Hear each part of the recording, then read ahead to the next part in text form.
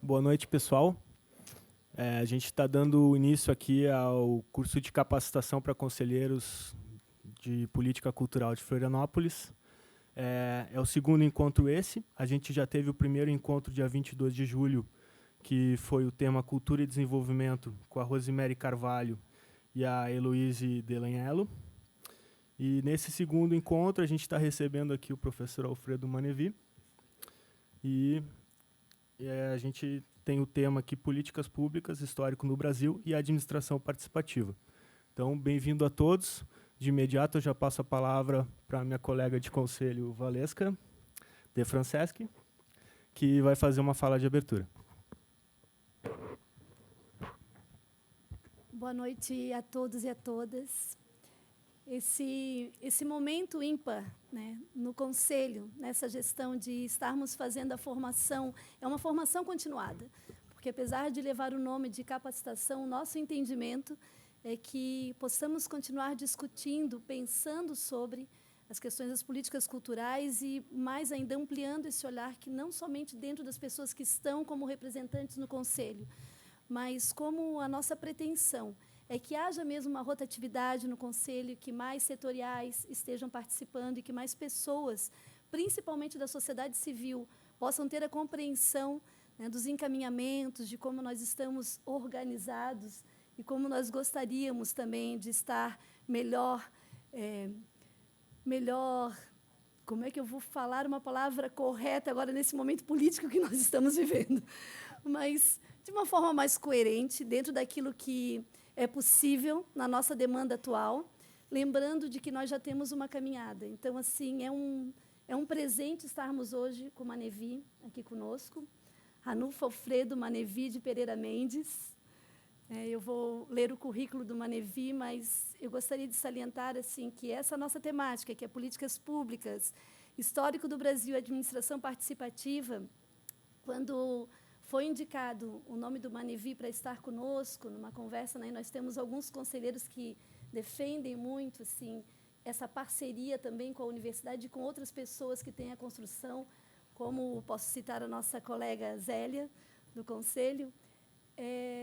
Foi um presente porque o Manevi participou de todo o movimento nacional, esteve lá numa representatividade importantíssima no MINC, e, em 2010, nós tivemos um marco, um divisor de águas, com essa discussão toda do Plano Nacional de Cultura. E o Manevi vem acompanhando todo esse processo, né, em muitos momentos diretamente, como secretário de Políticas Culturais, em outros momentos não tão diretamente, mas sempre nesse movimento. Então, agradecemos muito e é um presente ter a tua participação nessa formação continuada, que esperamos que não seja somente nesse encontro pontual, mas continuando fortalecendo, né, essa parceria. Então, Manevi possui graduação em Cinema e Vídeo pela Universidade de São Paulo, é doutor em Ciências da Comunicação pela Universidade de São Paulo, com estágio em Sorbonne, Nouvelle Paris. Terceira, sempre sob a orientação de Ismael Xavier. Além de pesquisador, especializado em políticas culturais e realização audiovisual, é professor da UFSC, da Universidade Federal de Santa Catarina, e gestor cultural público. Em 2003, ele ingressa como assessor na gestão Gilberto Gil, do Ministério da Cultura, e torna-se, em 2006, secretário de Políticas Culturais, e, em 2008, secretário executivo do Ministério da Cultura, assumindo em diversas ocasiões o cargo do ministro interino da Cultura. Posteriormente, atuou também como secretária adjunto de Cultura do município de São Paulo, coordenou a implantação e assumiu como primeiro diretor-presidente da SPIS. A digitação não está... Perdão. Entre 2003 e 2016, como secretário executivo, e elaborou reformas administrativas, parcerias com o IBGE para a geração de indicadores culturais, trabalhando em áreas como o setor de direito autoral do Ministério. Participa também como gestor e pesquisador de inúmeras conferências nacionais e internacionais e representa o Brasil em instâncias multilaterais, produzindo também artigos publicados sobre políticas para a diversidade cultural brasileira e sobre a modernização da legislação cultural brasileira. Coordenou, no Ministério da Cultura, a elaboração do primeiro Plano Nacional de Cultura, a Lei 12.343, de 2010, e a elaboração na reforma da legislação de fomento à cultura, o Procultura, projeto de lei 6.722 de 2010. Desenvolve pesquisa nos seguintes temas: cinema, cinema de autor, novela vague, Hollywood, cinema clássico, cinema moderno. E na UFSC ele leciona disciplinas, né, de cinema brasileiro, produção audiovisual, produção educativa, política cultural, entre outras, com um currículo extenso e, principalmente, por aquilo que nós falamos, né, toda a questão do teu empenho nas políticas culturais. Seja mais que bem-vindo nessa noite. Olha, eu quero agradecer muito o convite aqui do Conselho, dar boa noite a todos e a todas. Até quando esse pedaço do currículo apareceu, pedaço não, é meu currículo inteiro que está aí, né? Na verdade, eu falei, vamos colocar só um pedacinho, porque eu fico até constrangido, porque é quase minha vida profissional no detalhe. Mas tem muito a ver com o tema, então eu entendi que era importante para até me provocar a pensar essa perspectiva do que vivemos nesse momento sobre o momento que vivemos hoje, né? No contexto atual. E eu estou muito feliz de estar aqui porque acho que o que vocês vêm fazendo no Conselho, como um espaço de articulação privilegiado do debate na cidade, tudo que me chega mostra um ativismo da maior importância para a construção, nesse momento, da política cultural em Florianópolis, em Santa Catarina e no Brasil, né?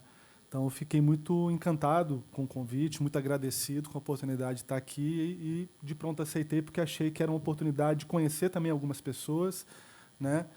Alguns conselheiros e conselheiras ou pessoas que estão próximas desse processo, né? Também poder dar meus parabéns pelo que vocês vêm fazendo e também trazer aqui um pouco dessa minha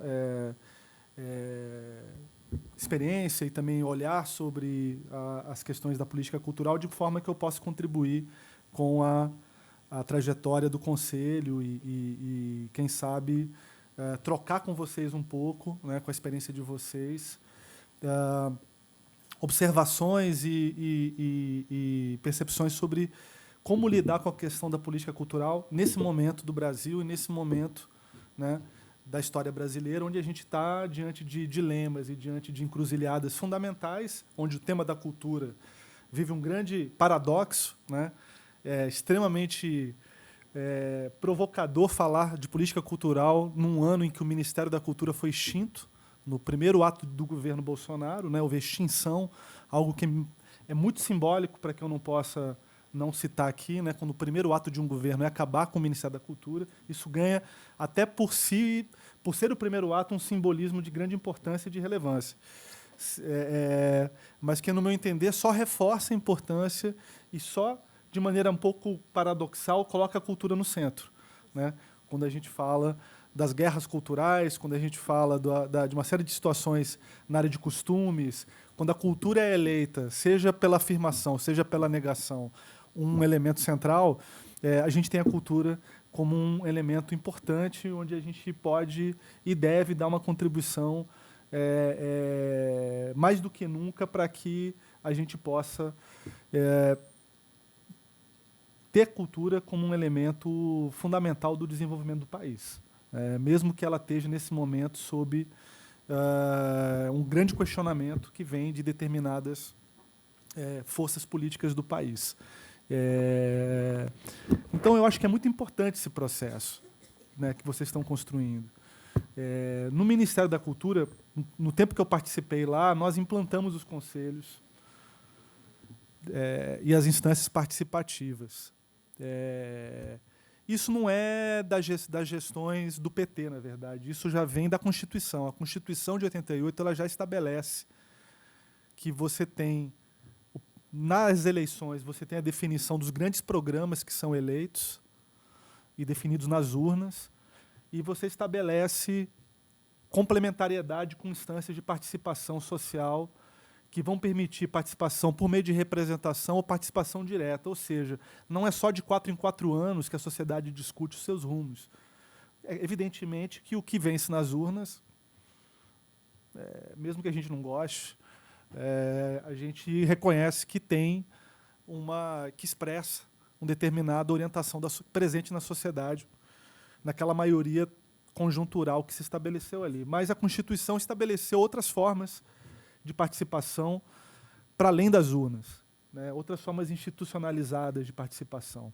Muitas delas foram rapidamente implementadas, né? Se a gente pensar, por exemplo, os conselhos na área ambiental, que, aliás, também estão sob ataque, foram um dos primeiros a serem alvejados, ganharam um grande destaque. O Conselho da Área Ambiental na área federal tiveram importância grande na consolidação da política de meio ambiente no Brasil.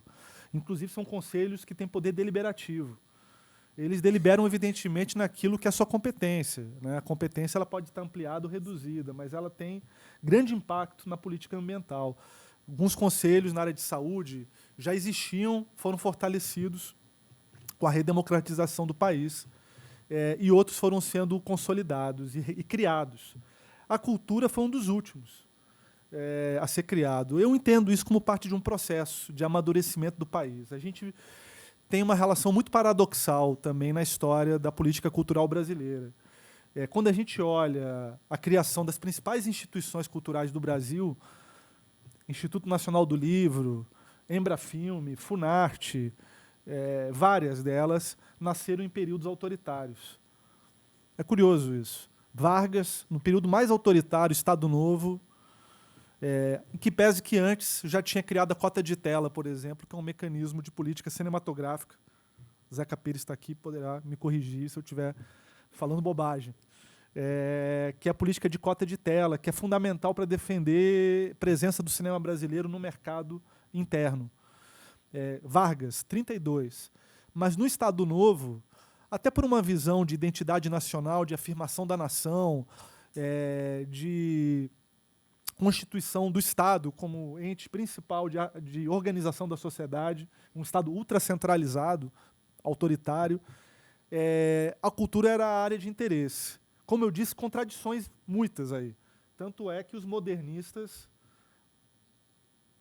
Carlos Drummond de Andrade, muitos modernistas importantíssimos flertaram com o Estado Novo, foram parte da formulação do Estado Novo. Mas, mesmo com essa contribuição importante, centralizado e autoritário, porque perseguiu e censurou muita gente naquele período. Na ditadura militar também, Embrafilme, Funarte, várias instituições, inclusive do Patrimônio Cultural, o IFAM, criado por Vargas e também depois instituições folcloristas nos anos 70. E nos períodos de democracia liberal, por um lado, muita liberdade da sociedade bossa nova, anos 50, um período do Brasil encontrando-se consigo mesmo em várias dimensões da cultura, da produção artística. O Estado, por sua vez, em termos de política cultural, acanhado, ou seja, ausente. Então a gente viveu momentos de uma certa dicotomia entre Estado autoritário, interessado na cultura, e e momentos de governos democráticos desinteressados na cultura. A gente só foi pautar a ideia de que o Estado pode ser democrático e presente na retomada da democracia. Essa questão se colocou pela primeira vez de maneira mais clara. O Estado pode ter presença, e uma presença benigna, uma presença positiva para a área cultural, ou ele só pode estar presente para censurar, centralizar, interferir, até ter uma atuação na preservação cultural, mas o que dá com uma mão tira com a outra, porque você oferece, por um lado, apoio, mas, por outro, você está censurando, perseguindo. Então, isso criou traumas na sociedade brasileira, traumas na área cultural. Até hoje tem artistas e produtores que você fala do Estado, parece estar falando de um monstro que vai, em algum momento, atacar o artista ou perseguir o produtor cultural. Tem ainda, especialmente as gerações que viveram. Eu nasci durante a ditadura militar, mas não posso dizer que vivi, de fato, como um produtor cultural. Não senti o peso daquele regime nas minhas costas e na minha vida, como outros sentiram, uma geração anterior à minha, que tem uma voz ativa, né, e lutou muito para sairmos daquele Estado. Mas deixou sequelas grandes, né? Muitos, inclusive, deixaram de acreditar na possibilidade de um Estado democrático capaz de realizar direitos culturais. Gerou um ceticismo, um negativismo, que até hoje faz mal. Na área cultural, eu vejo isso. Então, esse foi um legado muito negativo. Mas teve instituições importantes, que, inclusive, na redemocratização, o Brasil foi de um extremo ao outro, foi de um centralismo total no Estado para uma paixão pelo ultra-neoliberalismo, ali no início dos anos 80, que desembocou em Collor, inclusive, e ao invés dele reformar essas instituições que estavam ultrapassadas, ele deu uma canetada e acabou com o Ministério da Cultura, que tinha sido criado em 85, acabou com a Embrafilme, acabou com a Funarte, acabou com quase tudo que existia. Ao invés de melhorar e modernizar, ele passou o rodo, como se diz, e não permitiu que se criasse uma curva de aprendizado. Isso criou um outro trauma grande, que é um hiato imenso entre o que se tinha acumulado, apesar de tudo, no Brasil, na relação do Estado, no reconhecimento do patrimônio cultural, no reconhecimento do cinema como uma indústria importante, no reconhecimento de várias atividades culturais, se voltou, deletou-se a experiência brasileira e se recomeçou do zero. Isso é, inclusive, um vício da nossa história. De tempos em tempos, o Brasil parece que faz questão de dar contra o Altidel, deletar sua experiência histórica e recomeçar tudo do zero.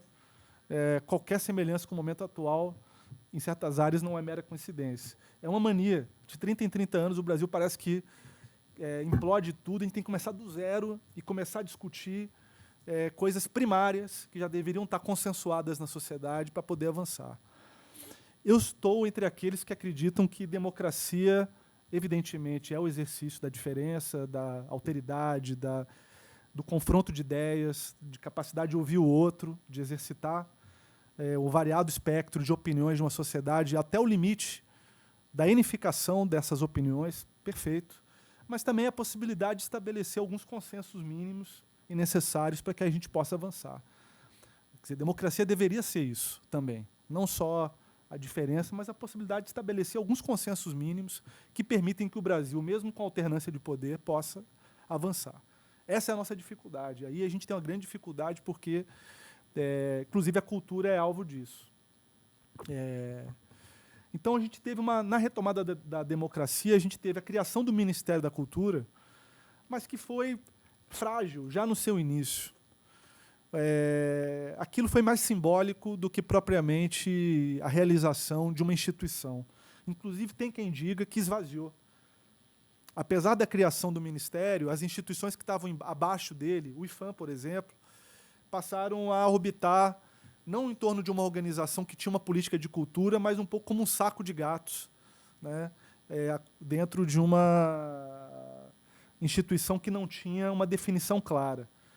Sarney foi quem criou o Ministério no seu governo, foi uma iniciativa louvável. Um dos primeiros ministros foi Celso Furtado, ou seja, uma pessoa da mais alta, que merece o mais amplo reconhecimento como um grande pensador do Brasil, um grande administrador, criador da Sudene, figura-chave do país e do pensamento sobre o desenvolvimento nacional. Mas ele ficou muito pouco tempo ali, e o que ele propôs naquela primeira gestão foi uma visão das leis de incentivo à cultura. A Lei Sarney, que é a mãe da Lei Rouanet e a avó de algumas leis municipais e estaduais de incentivo à cultura, que tem na Lei Rouanet e na Lei Sarney, na verdade, que é a verdadeira lei original, que teve essa engenharia de... e é muito curioso você tentar pensar como é que um Celso Furtado, alguém que sempre defendeu o papel do Estado no desenvolvimento, vai criar a Lei Sarney. É curioso isso, porque um desenvolvimentista, alguém que defendia o papel do Estado na redistribuição da riqueza do país, que defendia uma visão de igualdade no desenvolvimento territorial do país, que se comprometia com essa defender uma visão liberal de papel do Estado na cultura. É muito curioso. E, em parte, eu assisti uma entrevista dele muito interessante, dos anos 80, quando ele era ministro da Cultura, e ele defende isso dizendo assim, olha, eu tenho medo, depois de 21 anos de ditadura militar, de que o Estado, a burocracia estatal possa decidir o que é cultura, possa definir o que é arte. Então, eu quero criar um sistema onde uma pequena padaria e um pequeno empreendedor, numa comunidade, possa apoiar um projeto cultural. quero que os vizinhos, uma comunidade, possa se resolver ali mesmo, sem passar pelo Estado, pelo governo e chegar. Ele propõe uma coisa genial, assim como imagem, que é uma ideia quase sociedade sem Estado, ou seja, na comunidade as pessoas se resolvem, uma pequena empresa e um pequeno produtor. É lindo quando você escuta ele falar. Não é o que aconteceu, não é o que a lei gerou e não é o que a lei se tornaria, mas o que ele propõe, o que ele queria chegar, tinha uma razão de ser naquele trauma recente de um Estado que perseguiu, censurou, machucou a área cultural e vislumbrar uma relação nova, uma sociedade que estava se abrindo, por que não reinventar essas relações? Então ele sonhou com isso, e sonhou bonito, sonhou algo que eu vejo aquela entrevista, eu acredito no que ele está dizendo, em que pese que eu sei que não foi isso que aconteceu. Então uma parte do meu cérebro tem que desfazer aquele encantamento, porque não foi esse o caminho que aconteceu. Nem as pequenas empresas foram as empresas que acabaram entrando, de fato, no sistema, foram as grandes. Isso gerou muita concentração.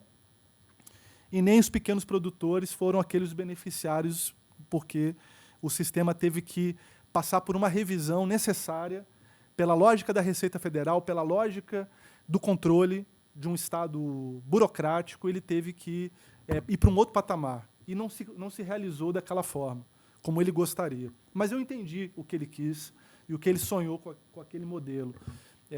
Por isso que Celso Furtado, alguém com essa história, pôde imaginar algo que aparentemente é tão distante. Ele realmente tentou desenhar, mas o caminho foi outro. E com as leis de incentivo, eu não tenho nada contra a renúncia fiscal, incentivo fiscal, eu acho que cumpre um papel, mas durante um período na história brasileira, da política cultural, foi o principal mecanismo, o único mecanismo. E quando é o único mecanismo, ou o principal mecanismo, aí é que começam as distorções. E foi por isso que parte do que eu vou falar daqui a pouco, de propor um modelo diferente desse, parte de um diagnóstico do que deu errado com o modelo dos incentivos fiscais no Brasil. Mas tem uma razão de ser também, daquela época, que até hoje. Por que o incentivo fiscal ele predomina na cultura?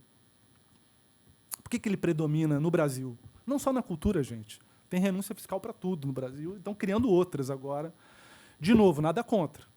Se criar com uma razão de ser, com uma determinada função, mas tem uma razão de ser histórica. O Brasil era um país que se redemocratizou endividado. Alta dívida externa, impagável. Vocês vão lembrar, que os mais velhos vão lembrar. Inflação altíssima, economia desgovernada. Fundo Monetário Internacional era quem era praticamente uma espécie de xerife das finanças no Brasil. O que o Brasil podia fazer ou não dependia de um aceite do Fundo Monetário Internacional. Então, o Brasil era economicamente dependente, não tinha quase autonomia para definir, dada a quebradeira da economia brasileira. E, do ponto de vista fiscal da economia brasileira, das finanças no Brasil, a renúncia fiscal, e aí é que eu fui entender, quem me explicou isso foi uma pessoa que vocês conhecem, grande economista, grande pensador do Brasil, que é Luiz Carlos Bresser Pereira. Pensador que foi ministro do Fernando Henrique Cardoso, ministro das privatizações. Ele foi liberal durante muito tempo e hoje ele se converteu uma visão de desenvolvimentista, de um estado de bem-estar social. Ele mudou a posição dele, mas durante muito tempo ele defendeu uma visão liberal 100%. Ele dizia, por que é assim? Por que as renúncias? Porque a renúncia ela não entra no superávit fiscal. Ou seja, quando o país é pressionado a fazer superávit, ou seja, fazer mais receita que despesa e tem uma capacidade de pagamento dos juros da dívida, superávit, está toda hora na mídia essa expressão, ou seja, o Brasil não pode gastar mais do que arrecada, tem que ter superávit, esse mantra que, didaticamente, tem sempre algum economista fazendo a metáfora do Brasil é como uma casa de família, não pode gastar mais do que arrecada, né? Tem sempre alguém tentando nos explicar didaticamente uma metáfora simplória, né? Porque um país é muito mais complexo do que uma família, mas tem sempre alguém dizendo, superávit primário é isso, é muito importante, cada cidadão. Então, o superávit é isso, é essa conta, esse plus que fica entre receitas e dívidas e gastos do país. Só que é o seguinte, as renúncias não entram. A renúncia não entra, ela sai antes. Por quê? Antes de arrecadar, o Estado abre mão dessa receita, que vai para uma determinada área da sociedade. Isso não vai para o orçamento público. Só que deixa de ir para o orçamento público, deixa de ir para o Tesouro, deixa de ir para o orçamento, deixa de ir para algum lugar e vai para um outro lugar. Então, resultado, isso virou brilho nos olhos de todos os secretários de Fazenda, da Nova República para cá, de qualquer, independente, de direita ou de esquerda, não importa. Eles veem aí uma possibilidade de liberar dinheiro sem ter que ser pressionado pelo ajuste de contas públicos. Agora, o próprio Bresser me disse o seguinte, e ele é um liberal. Mas tem uma tradição, ele disse, olha, mas isso é fake, porque cada real que deixa de entrar é igual ao real que entrou. É igual. R$1 é igual a R$1. Então, assim, não deixa de ser dinheiro público porque deixa de entrar. A única diferença é que quem vai decidir onde esse dinheiro vai ser aplicado não é uma política pública, não é uma decisão compartilhada com a sociedade, vai ser uma decisão definida por um segmento, pode ser corporativo, pode ser empresarial, pode ser uma empresa, pode ser uma estatal, inclusive, que vai decidir. Ela pode decidir bem, pode decidir mal, mas é uma decisão interna, né? Não é uma decisão submetida ao debate público, porque passa a ser tratado como dinheiro privado. Então, ele disse, isso que no Brasil, a Lei Rouanet, e aí ele concluiu, é uma jabuticaba, que vocês sabem que é uma fruta tida só como, não sei se hoje já plantam, devem plantar em outros lugares do Brasil, do mundo, mas uma fruta só dá no Brasil, né? Então, Lei Rouanet só dá no Brasil. Nenhum país do mundo permitiria que o dinheiro público saísse da renúncia fiscal como dinheiro público e ser decidido por decisão privada. Isso não existe. O que tem em outros países é diferente, né? Você tem outras formas de incentivo, mas que prevê o desembolso privado. Incentiva a maior parte de investimento privado. Agora, 100% de recurso público, com decisão privada. E ele pegou um exemplo e fez assim, um quadrante. Ele disse, olha, na Europa dinheiro público, decisão pública. Nos Estados Unidos é dinheiro privado, decisão privada. No Brasil é dinheiro público, decisão privada. Só dá aqui, jabuticaba, né? Então, ele matou uma charada. E, para mim, aquilo ali, com aquela clareza dele, de economista, de um cara que entende muito mais do que eu dessas questões, ficou muito claro para mim que a gente tinha uma origem dessas distorções que era... Então, esse modelo foi questionado pelo próprio setor cultural. Antes mesmo de Gilberto Gil ser ministro da Cultura, antes mesmo dos conselhos serem instalados, da conferência ser estabelecida, do Sistema Nacional de Cultura começar a virar uma diretriz, o setor já apontava distorções. Tinha muita reclamação, na verdade. A área cultural não se sentia satisfeita com o sistema baseado em incentivos fiscais, mesmo depois que a Lei Sarney foi revogada e deu vazão à Lei Rouanet. Porque, na verdade, uma pequena parcela tinha acesso, a grande maioria que não conhecia o caminho das pedras para os departamentos de marketing das grandes empresas, tinha que ficar com o projeto aprovado no Ministério da Cultura, com certificado na mão e sem a possibilidade de captação.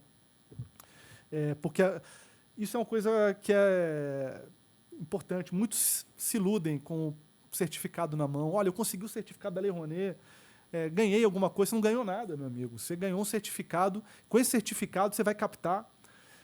Aí que vem a decisão. O certificado, que é dificílimo, porque é uma superação de obstáculos vários, dá a sensação de uma vitória, de uma conquista, que é real, porque você passou por uma grande etapa de procedimentos, mas não é efetiva. Não pingou R$1 na sua conta para você fazer o seu livro, o seu filme, o seu museu, um projeto cultural comunitário, nada, né? Na verdade, você vai começar aí o périplo para bater de porta em porta.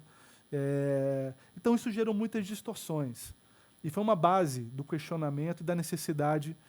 Mas essas leis também refletiam, como eu disse, uma visão do Estado na cultura. De que o Estado não tem responsabilidade no desenvolvimento cultural do país. de que o Estado, ele no máximo vai gerir incentivos fiscais, no máximo ele vai transferir para o setor privado recursos públicos, é até onde ele pode ir. Que é uma visão pessimista sobre o Estado, de que nós não somos competentes ou capazes, no Brasil, de gerir um Estado eficiente e democraticamente controlado. Ou seja, ou somos traumatizados porque houve ditadura e censura, então o Estado nunca poderá ser democraticamente zeloso com a liberdade de expressão, que é uma bobagem, ou o Estado não tem competência para estimular políticas, programas e ações culturais, e é o setor privado que tem que fazer, que é uma outra bobagem. Porque o mercado cultural brasileiro não foi capaz, na ausência do Estado, de realizar demandas e direitos culturais da população. E isso nos foi revelado na primeira pesquisa do IBGE, feita em 2004, quando o Gil, um ano depois de ser ministro, conveniou com o IBGE e apareceram os números, que não existiam. O Ministério já existia desde 85, foi extinto, recriado, e não tinham feito sequer os números, as pesquisas básicas para entender a que servia aquele ministério. Era o único ministério da Esplanada que não tinha dados. Como é que o Ministério vai se propor a realizar políticas se ele sequer sabe qual é a presença da infraestrutura cultural na sociedade brasileira? O que faz um ministério desse? Ele faz aquilo que está na cabeça do ministro de plantão. Aliás, foram 10 ministros em 8 anos, trocados assim, em menos de um ano trocava ministro. Geralmente um grande nome da cultura, acomodado no ministério, sem orçamento, esperando a chuva passar, dando seu prestígio para o governo, mas sem condições nenhuma de fazer uma política pública avançar. Foram assim com vários, inclusive com o Furtado. Era uma tradição. Coloque ali alguém que não vai incomodar, que vai aceitar essa precariedade e vai... Então, quando o Gil assumiu, ele disse, não, olha, eu me proponho a realizar uma política pública, quero ter condições de trabalho, ter orçamento, ter protagonismo, quero dar visibilidade ao Ministério da Cultura, respaldado em todo esse sentimento de realização da importância dos direitos culturais, ou seja, a cultura como direito de cidadania, que é algo que veio crescendo no Brasil, da redemocratização até aquele momento. Não foi algo inventado pelos governos do PT, não, isso veio da sociedade. Os governos tiveram o mérito de ser uma antena parabólica e captar algo que estava nas conversas da população, na demanda do setor cultural, e captou como uma parabólica, que é o que me parece que fazem bem os partidos políticos, seja quais forem, quando eles são parabólicas de sentimentos importantes de ampliação de cidadania, e captam, incorporam e levam essas pautas adiante. Isso foi feito. Então, quando ele revelou os números do IBGE, em torno de 90% da população revelou-se sem acesso a equipamentos culturais básicos. Museus, salas de cinema, exposições de arte, espetáculo de dança, de teatro, em torno de 90% a 80%, variando conforme cidade do Brasil. Como é que é possível desenvolver um país onde 90%, 80% não acessa infraestrutura cultural mínima para a formação de cidadania, fruição estética e cultural, acesso à informação, algo tão básico no século XXI? Os dados do IBGE começaram a revelar. Olha, o mercado estava aí o tempo todo. Mercado de livrarias, o mercado de cinema. Por que não realizou o atendimento? Porque a feição do mercado cultural brasileiro é um mercado elitizado, um mercado voltado para a classe A e B. Eu tive muitas provas disso na relação, muito cordial, inclusive, sempre respeitosa, mas também de provocação com certas entidades que representam a economia da cultura, chamada economia criativa no Brasil. Por exemplo, as entidades dos livreiros no Brasil, dos editores privados, processam há muitos anos as universidades, os DCEs, por causa das cópias Xerox de livros no Brasil. A Livraria Cultura está quebrando em São Paulo. Agora. Uma vez eu encontrei o dono da Livraria Cultura, Pedro Hertz, um cara batalhador, empreendedor, visionário, disse para ele: Pedro, você não acha que caberia o Brasil ter uma política para as livrarias, de pensar como no cinema, uma relação Estado e mercado saudável? Porque os espanhóis estão vindo aí, estão de olho nas editoras brasileiras e nas livrarias também. A Amazon está vindo aí. Ele disse: não, eu não acredito nisso. Eu sou empreendedor, não quero o Estado perto de mim, que é parte do problema. É um pouco essa visão que eu estou falando. E eu respeitei muito, porque com a trajetória dele, de realização dele, na minha modesta opinião, achei que ele estava equivocado, mas quem sabe dele, do projeto dele é ele, e do que ele conseguiu, já merece todas as palmas e reconhecimento. Anos depois, eu li a matéria no jornal da concordata e da entrada do Banco Itaú para gerir, tirando a família do controle. Concorrência com a Amazon, concorrência com várias outras formas predatórias desse mercado cultural. E uma vez, em reunião com os editores de livro, a gente colocou o seguinte: olha, por que vocês estão processando as universidades e as cópias Xerox? Porque na Europa é assim, você reconhece, o mercado editorial reconhece a cópia Xerox, formaliza essa relação. Cópia Xerox não é de graça, eu pago. Alguém aqui xeroca de graça? Alguém aqui tem Xerox em casa, ou no condomínio, ou na... Não, tem que pagar. Na Europa é o seguinte: pagou R$1, 50 centavos, 10% daquilo vai para um caixa único, aquilo é distribuído, paga a editora e paga os autores.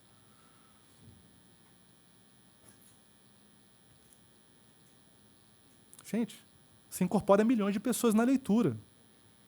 Vai ficar processando DCE, processando universidade no Brasil. Qual foi a resposta que o representante, no caso, não era nenhuma, era o porta-voz. Ele disse: olha, é muito complexo a gente montar esse sistema no Brasil, a gente não quer investir nisso porque tem um custo alto de implantação e nossa prioridade é a gente fecha o nosso negócio com o público leitor que nós temos já. Aí eu disse para ele: mas acabou de sair uma pesquisa dizendo que o índice de leitura no Brasil é o mais baixo da América Latina. E quem acessa e pode pagar um livro de R$50, R$60 é A e B, classe A e B. Ele disse: não, mas é possível, as nossas empresas fecham, ficam no verde com essa população. Eu não preciso ir para classe C, classe D e classe E. Basta o livro escolar. Esse a gente já vende para o MEC. Então é o seguinte: o mercado teve a oportunidade de construir acesso para a população, mas com essa visão e com esse modelo de negócio, é uma visão fechada, uma visão para poucos. Um mercado para poucas pessoas, não um mercado para um país de 200 milhões de pessoas. Então é falácia a ideia de que, se tira o Estado, o mercado realiza direitos culturais. Vamos olhar o cinema. Sem o Estado, no Brasil, é 100% blockbuster americano, 100% lançamento. E aqui quem fala não é um anti-imperialista no cinema, porque eu sou fã do cinema americano, eu adoro. Se vocês forem uma sala de cinema de shopping, corre risco de eu estar lá, porque eu gosto dos filmes. Então, não é nada contra o cinema americano. Agora, sem regulação, nenhuma cinematografia do mundo entra em competição com o cinema americano. Então, o Estado é essencial, cota de tela e fomentar a produção local. A primeira reunião de Gil, quando ministro, Gilberto Gil, quando ministro, uma das primeiras semana foi marcada pelo escritório de lobby da MPA. Zeca sabe bem quem são, uma entidade criada pelos estúdios americanos, que tem escritório no Brasil. Em geral, é um diplomata muito bem pago. O último era um português brilhante, aliás, o cara é um gênio, assim, um grande diplomata, muito bem pago, para conversar com parlamentares brasileiros, conversar com o judiciário brasileiro, publicar artigos no Brasil, sensibilizar a sociedade brasileira contra o Estado brasileiro, apoiar a indústria nacional. É o que ele faz. Ele é pago para isso. Isso é ilegal? Não. Isso é lobby. O lobby faz parte do jogo, faz parte da democracia. Eles estão no direito deles, de defender a indústria americana. Nós estamos no nosso direito de defender a nossa indústria. É parte do jogo. Ele, aliás, muito civilizado, muito educado, mas aí de se bobear, quando você vê sua carteira, já tá, assim, é de uma fineza. E a primeira reunião, primeira semana com o Gilberto Gil, eles falaram, todo ministro da Cultura, pode olhar. Eles são um dos primeiros, se não o primeiro, um dos primeiros. Estão lá e eles defendem basicamente 3 coisas. Eles dizem: olha, a gente defende o livre comércio internacional, e o audiovisual, para nós, é um produto como qualquer outro. A gente não quer entrar com retaliação contra o Brasil pelas políticas de proteção que o Brasil adota pela Ancine, em defesa do cinema brasileiro. Então, a ameaça é, se vocês continuarem fazendo isso, ou seja, protegendo a sua indústria, a gente pode considerar colocar subsídios agrícolas em áreas de interesse do Brasil de exportação para os Estados Unidos. Certo? Então, assim, brincadeira de conflito grande. Somos contra qualquer forma de pirataria. A gente quer que o Brasil criminalize a pirataria. No Brasil, pirataria é ilegal, mas não é crime. Então, é ilegal. Mas a gente não tem um sistema de criminalização porque se entende ainda que tem uma questão social aí envolvida. Num país onde milhões de pessoas de baixa renda só têm acesso à cultura pela pirataria, se entende que criminalizar essa pessoa talvez não seja o melhor caminho. É melhor ampliar o acesso à cultura e ampliar o mercado cultural, que é o caminho que optamos no Ministério da Cultura no período do governo Lula. Ampliar o mercado cultural, ampliar o acesso. Ampliar o mercado pelo acesso, não pela repressão a pessoas humildes que tiram da sua renda, que já é baixa, R$4 para comprar um CD, um DVD pirata, e transformá-los em criminosos. Algo que é solicitado em bom tom, né, com toda elegância, por essa entidade. E a terceira é o fim da Ancine, né, como uma entidade reguladora. Então, assim, só isso que ele pede nas reuniões. Só isso.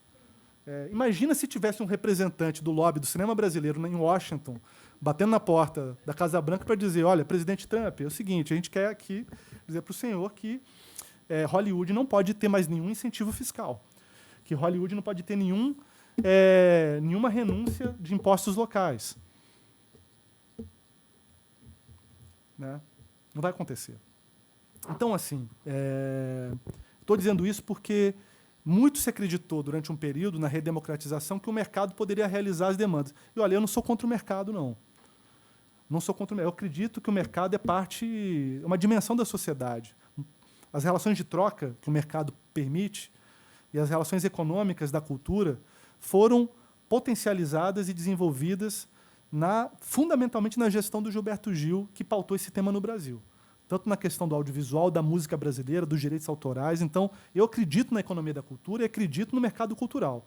Eu só não acredito que o mercado cultural é capaz de realizar direitos culturais no Brasil e é capaz de substituir o Estado, um Estado democrático, de bem-estar, na realização de cidadania. Isso eu não acredito. Eu não acredito por uma questão ideológica. Eu não acredito porque eles já mostraram que não são capazes de fazer. Eles não acreditam nesse modelo. E não é por maldade, não é por uma má intenção. É porque é uma visão histórica que se constituiu assim. O Brasil é um país que se constitui numa economia para poucos, incluindo uma classe média alta para cima. É assim que o Brasil se constituiu economicamente, até pouco tempo. Poucos setores econômicos quebraram essa barreira e incluíram as massas. Incluíram a população como parte também do mercado de consumo. Poucos quebraram. E os que quebraram essa barreira foram muito bem-sucedidos em se manter como empresas. Então, assim, estou dizendo isso não é por ideologia, não visão, olha, ele é contra o mercado. Não, nada disso. Pelo contrário, a gente desenvolveu muito mercado cultural no Brasil. Nos anos Lula, que, aliás, é uma crítica, inclusive, de uma parte da esquerda, de que, olha, flertou muito com o mercado, flertou muito com a economia, apoiou muito o mercado, apoiou... Não, nós entendemos que a economia era uma dimensão estratégica da atividade cultural, assim como a simbólica, assim como a cidadã, e é preciso que o Estado amplie essa economia para muitos e seja capaz de gerar riqueza, gerar emprego, gerar renda, como uma questão fundamental do país. Então, isso foi incorporado como um tripé conceitual do Ministério da Cultura.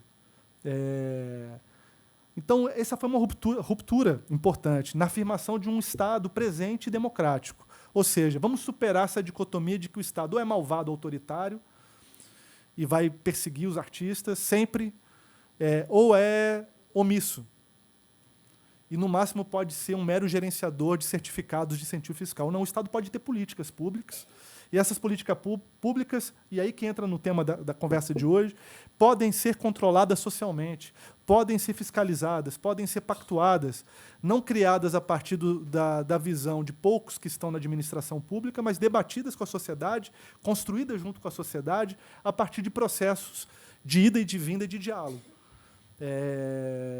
Não a partir de uma visão tecnocrática da cultura, ou seja, aqueles que sabem aqueles que estudaram apenas são os que sabem, aqueles que se especializaram. Não.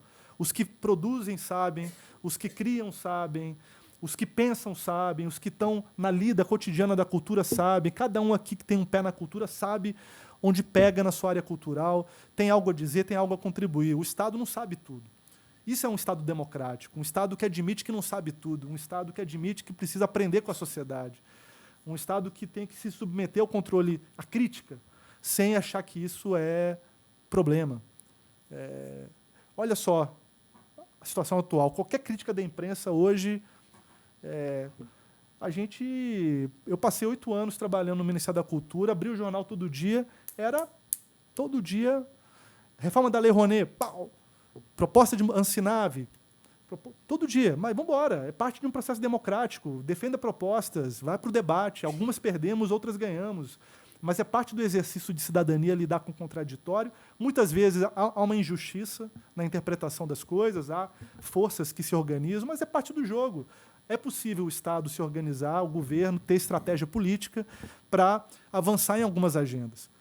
Então, por exemplo, a briga do orçamento cultural foi uma briga dura. O governo não entrou com a gente nessa briga. Eu acho que é papel dos conselheiros e conselheiras, de qualquer pessoa que milite na cultura, dentro ou fora do Estado, quando pensa em política cultural, definir a importância de ter uma política pública de cultura, primeira coisa. E, segundo, essa política cultural tem que estar lastreada em orçamento público.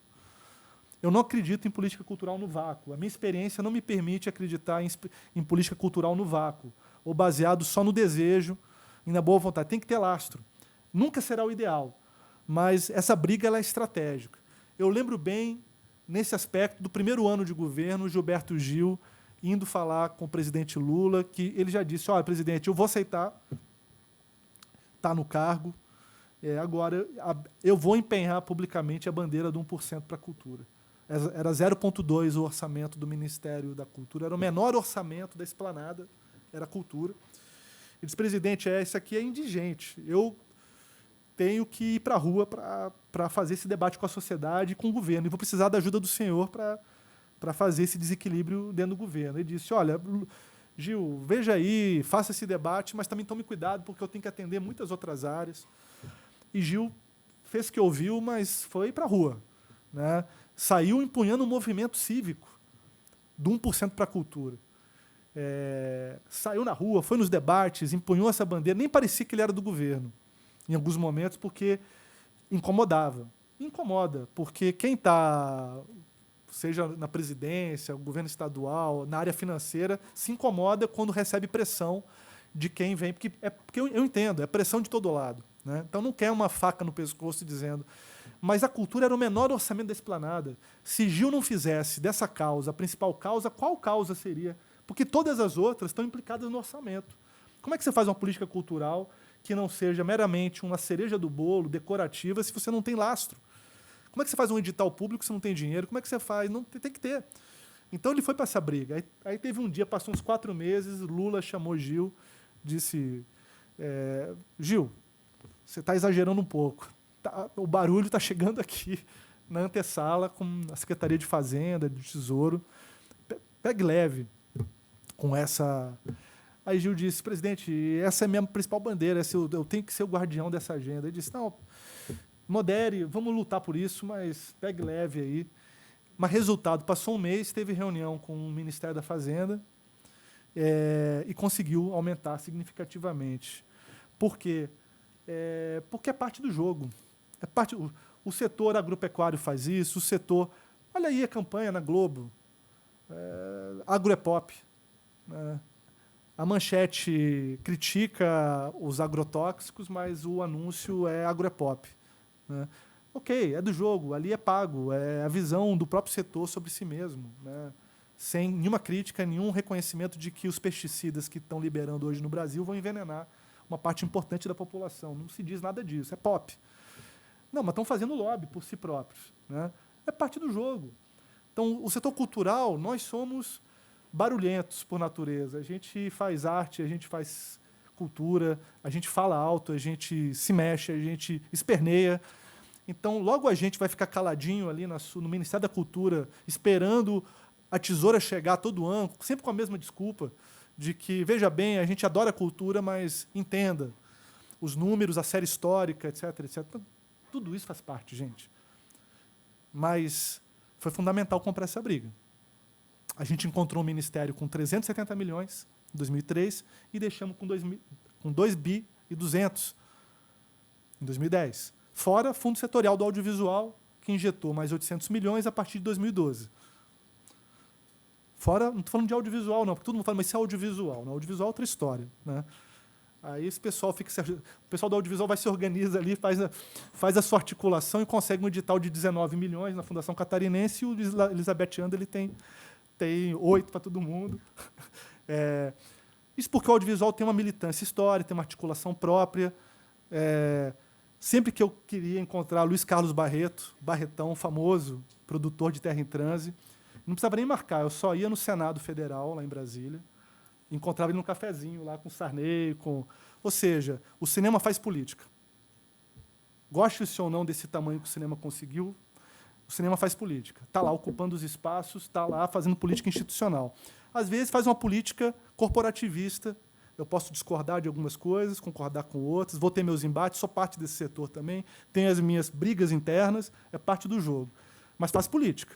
Ocupa os espaços institucionais. Não deixa uma vaga de conselho sem ter assento, sem ter...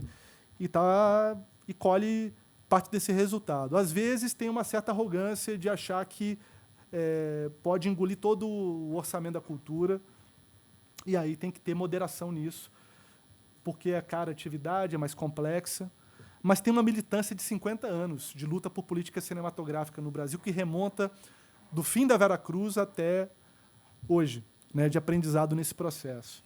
Então, é parte do processo, isso. Mas sem quem não... Chacrinha, quem não chora não mama. Tem que fazer, tem que gritar, tem que espernear, tem que lutar. Eu digo isso pelo seguinte, tem muita coisa fake no Brasil hoje em dia, porque tudo que construímos criou um arcabouço de discurso institucional, regulatório, importantíssimo. Eu dou maior importância porque construímos na dimensão institucional. É o Plano Nacional de Cultura, o sistema, o decreto, tudo isso, a Lei 12.485, todas essas leis, a lei do plano, é um arcabouço institucional. Agora, o Brasil está provando hoje que não basta ter lei. Isso era uma coisa que eu escutava na época. Não, com as leis a gente está garantido. Com as leis e as conferências, 200 mil pessoas participando de cada conferência na época áurea dos governos Lula. Esses 200 mil soldados vão à luta e vai cair, qualquer coisa que vier, vai cair. Vai. Não é assim. Claro que é importante, claro que isso gerou um lastro, claro que isso gerou uma participação, mas, entretanto, porém, a disputa é constante. Tudo tem que ser permanentemente reconquistado a cada momento. No momento que você acha que acomodou, que acalmou, que consolidou, aí é que vem algum movimento no sentido de desestabilização. Né? Então, não pode ter essa visão de que, olha, basta o arcabouço institucional. Aí tem muita cidade do Brasil, criamos o Sistema Municipal de Cultura, temos um conselho, sei o quê. Aí você vai ver, não tem orçamento, não tem nada, assim, mas temos o sistema aprovado. Olha, o sistema é um meio, é um instrumento de realização de política cultural, uma caixa de ferramentas, ele tem que servir a algo. Conselho, conferência, ele serve para a realização última do quê? De políticas públicas de cultura, cujo objetivo não é realizar e atender produtores culturais, mas alcançar o todo da população brasileira.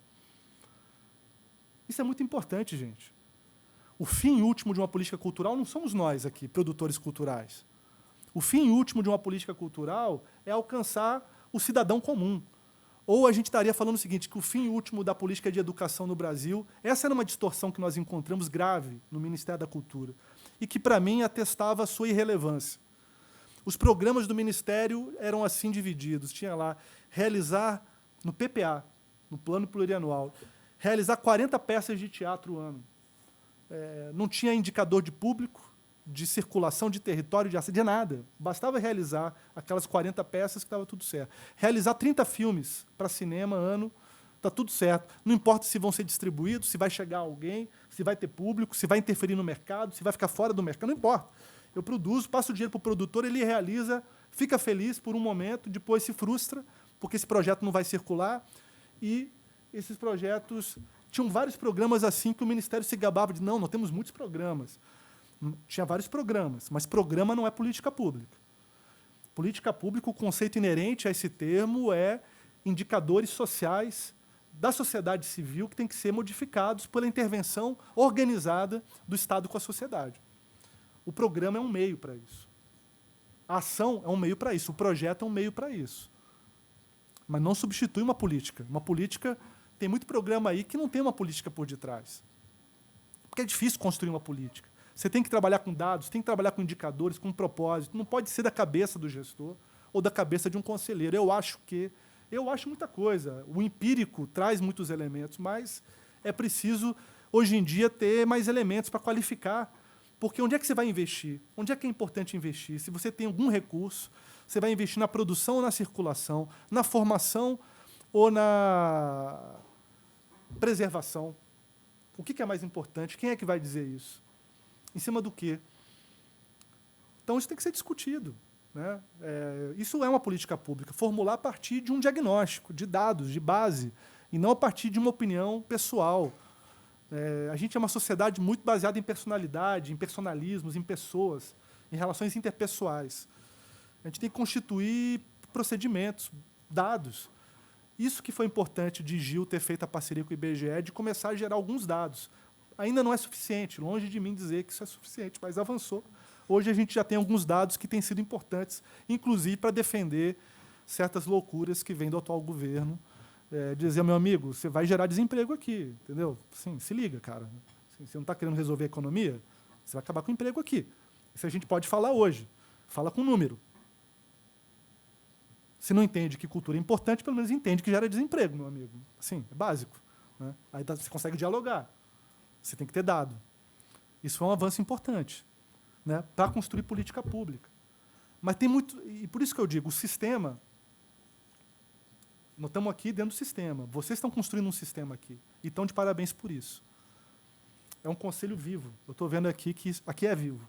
Nós não estamos aqui gastando energia, nem vocês estão gastando tempo à toa, nem eu estou fingindo que estou intervindo, vocês fingindo que estão aconselhando, contribuindo como conselheiro. Não, vocês estão lutando junto com a Fundação, junto com os técnicos da Fundação, está aqui batalhando para avançar. Está tudo certo. Mas o Sistema Nacional de Cultura, o sistema estadual e municipal, em alguns lugares do Brasil, virou um pouco uma solução mágica para resolver e substituir a ausência de política cultural. Não pode. É um instrumento para a realização. O sistema é fundamental. Quando você tem política cultural, o sistema é fundamental porque ele permite trazer para a cultura o que deu certo em áreas como educação e saúde. A ideia de um pacto federativo, a ideia de que você tem que ter um sistema de financiamento onde o ente principal da federação, a União, possa repassar e apoiar estados e municípios em políticas locais. Esse edital que está saindo agora do cinema é produto de um sistema nacional de cultura, porque a Ancine está colocando R$ 4 a cada R$ 1 que o Estado de Santa Catarina coloca. Não importa se o governador entendeu que o audiovisual é importante ou não, ele entendeu que 4 mais 1 dá 5. E está tudo certo, isso é muito importante. É uma conta que fecha, é uma conta que estabelece um critério de parceria, de descentralização, de integração, de combate aos desequilíbrios regionais de um país que concentrou a sua estrutura, não a cultura, porque cultura todos os estados têm, de sobra, mas a sua infraestrutura cultural está concentrada em Rio e São Paulo. A chamada indústria cultural, concentrada, inclusive, com recursos públicos por detrás.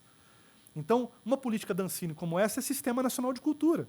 Só que a gente tinha que ter isso para todo mundo, não só para o cinema. E essa foi a proposta de reforma da Lei Rouanet, que foi mandada para o Congresso, chamado Procultura. Eu critiquei o sistema nacional, o sistema de incentivo fiscal, porque eu disse que ele é baseado num mecanismo só. Mas se ele fica complementar a um grande fundo público capaz de dar sustentação a políticas estaduais e municipais e a política federal de cultura, nós estamos falando de um sistema de financiamento à cultura que passa a ter, na capacidade de provimento do poder público, do Estado, um financiamento direto às atividades culturais que não passam pela intermediação de empresa. o dinheiro público vai direto para os produtores e não por intermediários, como é típico do incentivo fiscal. É bom, olha a Ancine fazendo. Por que o audiovisual está bem melhor que as outras áreas? Porque a gente conseguiu no audiovisual fazer isso. No audiovisual avançou. Temos um fundo setorial do audiovisual, que tem muito mais dinheiro que a renúncia fiscal. A renúncia fiscal existe ainda. Temos lá, artigo 3º, artigo 1º, tal, está tudo lá.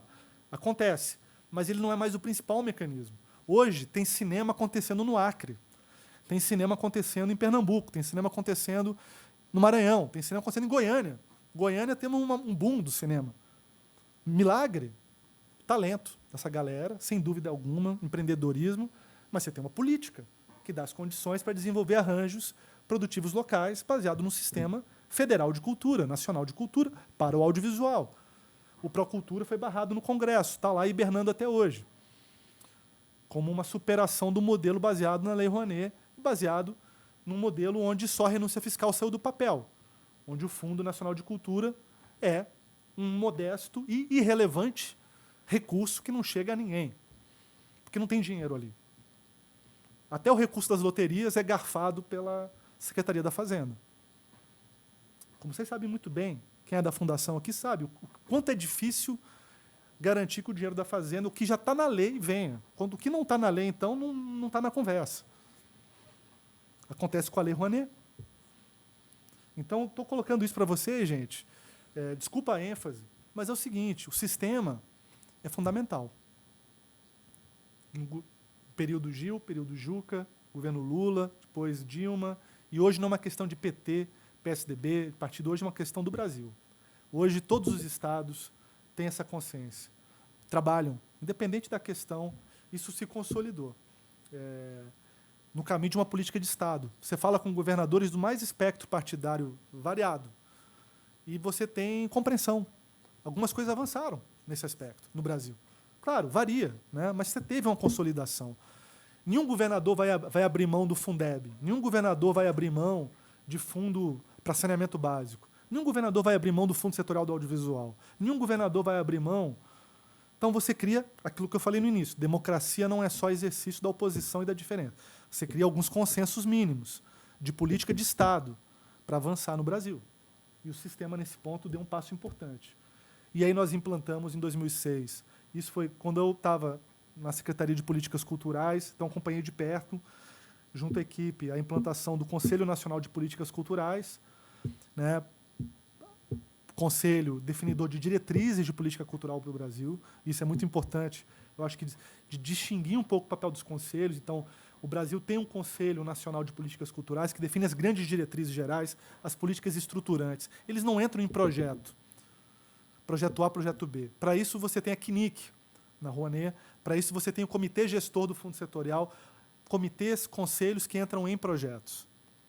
Mas você tem que ter conselhos que definem a política, que discutem a política, para onde estamos indo. E esse conselho tem que discutir o orçamento. E esse conselho tem que discutir o PPA.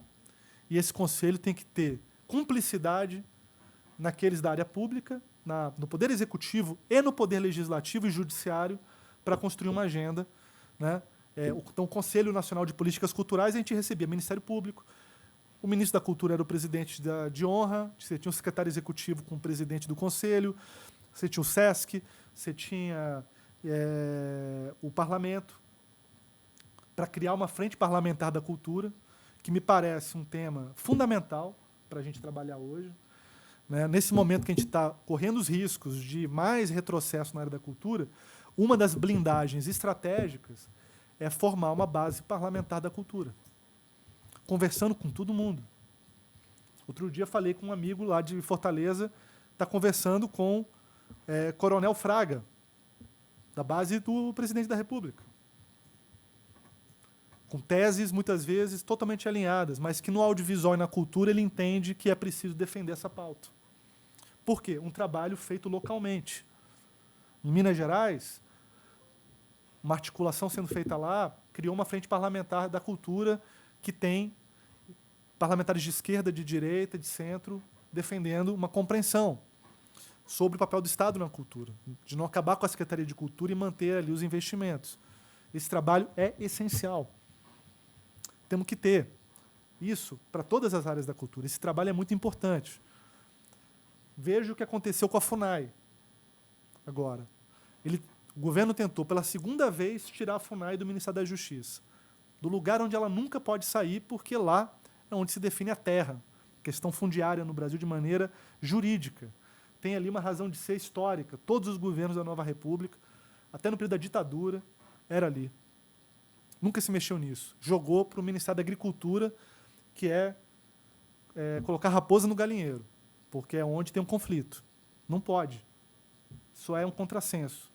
Ninguém no parlamento concordou com isso. Aí ele insistiu, mandou uma medida provisória, derrubou de novo. Tem que ser assim. Formando, os indígenas conseguiram, no Brasil, apesar de serem atacados constantemente, estarem ainda reprimidos no simbólico brasileiro, no simbólico... e a gente está num estado que eu acho que não realizou ainda a sua relação com os indígenas. A gente não incorporou os indígenas na nossa identidade, na nossa diversidade plenamente. Eu fico triste de andar pela cidade e encontrar os índios tratados como indigentes, sem ter um centro de cultura indígena na cidade, de Guarani. Vem europeu, vem alemão, vem gente do mundo inteiro. Eles querem ter contato com o mais sofisticado da cultura indígena brasileira e a gente não incorporou isso. Eu fico envergonhado do Brasil não ter realizado essa dimensão. Não é só aqui. Aqui é forte, mas em outros lugares do Brasil, muito forte também, esse conflito. E temos agora uma situação onde ele está incentivando o conflito. Então, o Congresso foi importante. Inclusive Rodrigo Maia, inclusive setores... Não é de questão de esquerda ou direita aqui. Aqui foi a capacidade do Brasil afirmar o direito de populações tradicionalmente perseguidas, que lutaram e conquistaram o direito à terra, e ainda muitos não conseguiram, garantir um direito consolidado na Constituição. É isso.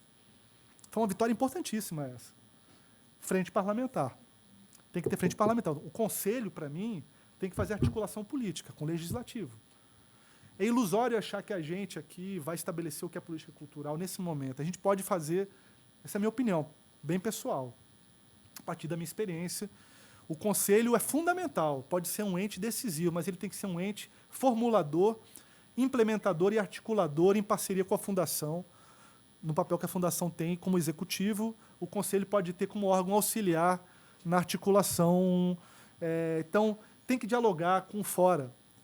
Por isso que eu estou feliz de estar aqui, vocês terem me convidado, porque eu estou fora. E vocês estão chamando pessoas de fora para trocar. Isso é muito bacana. Então, façam isso, porque eu diria que hoje o maior risco está aí. Se a gente não tiver uma base parlamentar e no judiciário, que é a segunda instância, se a gente não vencer no Congresso, tem que segurar no judiciário. Aí é a última chance de segurar o que pode vir, se vier o que ele diz que vem, não sei o quê. Que tem muita coisa também que a gente não sabe se é ameaça, se é real, se é ventilação. Ainda a gente está vendo qual é o grau de materialização real do que ele diz. Mas, se vier, você tem capacidade de conter danos e segurar. Então, é importante articular. E daí a importância de um discurso amplo da cultura, de um discurso de cidadania, de incorporação de cultura como direito. Daí essa minha insistência de falar dos dados de acesso. É inaceitável que política cultural só trabalhe com os produtores e não tenha indicadores de acessibilidade, porque isso nos fragiliza. Seria como se a educação trabalhasse só com os professores e não com os alunos. Seria como se a saúde falasse só com os enfermeiros e com os médicos e não com os pacientes. Como é que eu vou defender uma política para a saúde se eu não citar uma epidemia de sarampo que está tendo agora, se eu não citar? Eu tenho que citar a população, eu tenho que falar que o alvo da política é a população. Os produtores culturais são legítimos parceiros e indispensáveis. Somos indispensáveis, porque criamos cultura e sem a gente também não existe essa política. Agora, reduzir a nós, isso é um erro. Um erro que nos deixa isolados da sociedade e nos fragiliza. E aí, eles que não querem vão vir, eles veem essa fragilidade. E aí conseguem manipular a informação. Então, é muito importante incorporar o acesso. É importante incorporar a economia. Repito. Agora, uma economia para muitos, não uma economia para poucos. Quando falam em economia criativa no Brasil, eu acho excelente, mas não uma economia para poucos, uma economia para muitos, que incorpore milhões de brasileiros no consumo cultural e que seja capaz de regular monopólios, oligopólios da indústria cultural para além de Rio e São Paulo, criando economia cultural em todo o Brasil. Porque se for só para Rio e São Paulo, e olha que eu sou de São Paulo, então não estou depondo contra meu estado, adoro ir para São Paulo, desfrutar daquela infraestrutura cultural, maravilha, mas não é justo que um país do tamanho do Brasil tenha a sua infraestrutura cultural só restrita a São Paulo. Isso não é correto. Tem cultura sofisticada em todo lugar do Brasil, não só na Avenida Paulista. Então, a gente tem que ter uma visão ampla da economia cultural e compreender, por exemplo, que as festas e feiras populares no Nordeste é uma economia pujante. Compreender que a música brasileira, em todo canto do Brasil, é uma economia pujante, que o design, que a relação com o espaço urbano, hoje, estamos num centro histórico como esse, tem vários no Brasil, de capitais abandonados, sem uma relação com a cultura, sem uma relação... E quando tem, é gentrificado. São Paulo viveu isso. Isso não é daqui, isso é do Brasil, das grandes metrópoles latino-americanas, na verdade. Passa por reativar o centro de ter um projeto de cultura no planejamento urbano, no plano diretor. A cultura tem que ser diretriz estratégica dos planos diretores. Isso foi algo que é difícil. Você vai esbarrar com vários interesses de foco de pressão, setor imobiliário, segurança pública, com uma visão antiga de segurança pública. Mas, no momento que dá certo, a cultura resolve muito das dimensões sociais, culturais, segurança. A cultura é um elemento de qualificação do espaço urbano. Se a gente tivesse programação cultural aqui no centro, a gente teria mais segurança, mais habitação, mais fluxo, mais vida, em todos os sentidos. O IDH ia subir. Agora, essa depende de uma relação aí fundamental que eu acho que o Conselho deveria propor entre cultura e cidade, que talvez seja um dos temas mais importantes, a meu ver, da política cultural contemporânea. Isso, quando o Gil assumiu lá atrás, em 2003, não era tão claro para a maioria de nós, que as cidades brasileiras iam piorar o que pioraram, e o governo contribuiu para isso. O governo Lula, esse foi um dos erros de Lula, na minha opinião, e do PT, apostou na concentração do dinheiro nas grandes cidades brasileiras, entupiu a cidade de automóvel, com renúncia fiscal para as montadoras, entregou o Ministério das Cidades para gente que não era do ramo, não teve planejamento. Resultados são cidades inviáveis hoje no Brasil. A cultura é parte da solução da economia criativa, abertura das ruas e das avenidas para as vivências culturais. As pessoas querem sair de casa, as pessoas querem viver na rua, querem caminhar, querem andar de bicicleta. Isso é desejo de 80% da população. Os idosos querem sair, estão trancados dentro de casa vendo programas policiais que aterrorizam e aumentam a paranoia. Uma população que já é vulnerável, não podem usufruir a rua, porque tem um aparato econômico que é voltado para uma ideia de exclusão. A cultura é importante nesse processo. Eu não estou falando de Florianópolis, estou falando do Brasil. E estou dizendo que os governos dos quais eu participei foram responsáveis por isso. Então, aqui não é dizer, olha, esse aqui, governo, não é nada disso. É a gente pensar, estamos aqui para pensar, estou em casa, me sinto em casa, então estou me permitindo ser bem sincero, sem ter muita papa na língua e ficar... Eu acho que não é hora para isso, para a gente ficar com muita formalidade, tentando... Né? A gente tem que dizer as coisas como a gente acredita que elas sejam. Eu acho que essa é uma relação estratégica. Cultura com a educação, decisivo. A educação brasileira está falida, o modelo está ultrapassado, não dá conta, não mantém as crianças e jovens na escola, perdeu a atratividade. Essa reforma que fizeram tentou dar um passo, mas é instrumental para o mercado só, que é uma dimensão, não estou dizendo que não é, mas é pouco. Você tem que formar para o mundo do trabalho, mas para o mundo da cidadania. Você tem que formar seres humanos complexos, né? Não só para o trabalho. Então, a educação tem um papel importante, a cultura como elemento de qualificação da educação é importante, do turismo. Então, tem uma relação aí de transversalidade que é estratégica. E é isso que nos tira de uma certa irrelevância. A gente não pode tratar a política cultural como edital para produtor ou edital para artista. Nada contra. Mas nós temos tarefas grandiosas no Brasil para ajudar o país a sair desse limbo em que está. Nós temos que colaborar com a educação, colaborar com a reformulação das cidades brasileiras, colaborar com as políticas de turismo predatório que ainda existem no Brasil, colaborar em modificar paradigmas, porque a cultura faz a diferença em todas essas discussões. Todas essas discussões. Na saúde. Saúde não é só remédio, não é só hospital.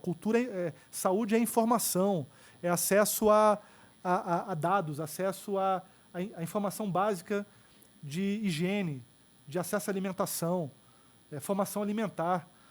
O audiovisual tem papel nisso, a cultura tem papel nisso. Achar que saúde é gastar só em remédio, em resolver a doença, você ignora que boa parte dessas doenças já estavam resolvidas há mais de 100 anos e tem a ver, às vezes, com hábitos de higiene, com acesso a coisas muito básicas na saúde alimentar. Um dos programas geniais que eu acho que o Brasil construiu nos últimos anos e que não estão conseguindo mexer é esse programa da agricultura familiar na merenda escolar. Essa obrigatoriedade que foi criada de que merenda escolar no Brasil tem que comprar de produtores de agricultura familiar um percentual e parte disso orgânico, isso é genial. Começou federal, hoje é estado e município. Disseram, olha, vão mexer na lei nacional, mas não importa, os estados e municípios já incorporaram isso. Aqui em Santa Catarina é potente esse programa. Por quê? Porque você melhora a merenda escolar, colocando alimento de qualidade do produtor rural, familiar, e gera uma economia para esse produtor cultural contar com um comprador. Olha que genial e simples. É você usar as compras públicas, em vez de comprar da Nestlé, comprar bolachinha, comprar Coca-Cola, dar dinheiro para essas grandes corporações com produtos que não são ricos em termos alimentares, são gostosos, eu não vou negar aqui que é gostoso, mas não alimentam uma criança, né? E você coloca... Isso é genial, isso é uma política pública, que eu tenho maior admiração e eu acho que não vai mexer. Não tem como mexer, porque se mexer nisso aí é um vespeiro. A quantidade de produtor, de escola, que hoje depende disso, veio para ficar. Então tem que ter essa relação. O que eu quero já fechar aqui e propor para vocês é considerem o caráter estratégico da cultura. Não pensem pequeno. O Conselho tem um papel fundamental no sentido de defender uma visão orçamentária, ajudar a Fundação a construir a defesa do orçamento. Vocês têm elegância, firmeza e qualidade para fazer uma interlocução de alto nível, mas que seja, assim como o Gil fez lá, e disse, presidente, me desculpe, mas eu tenho que comprar essa briga, porque é uma briga necessária. E, no fim, ele disse, Gil, você tinha razão. Aquele barulho que você fez me ajudou com o Palocci, né, porque era Palocci. Porque ele chegou e disse, Palocci, olha ali o barulho que eles estão fazendo, eu estou ficando mal com eles. Aí Palocci, tá bom, presidente, aí deu. Né?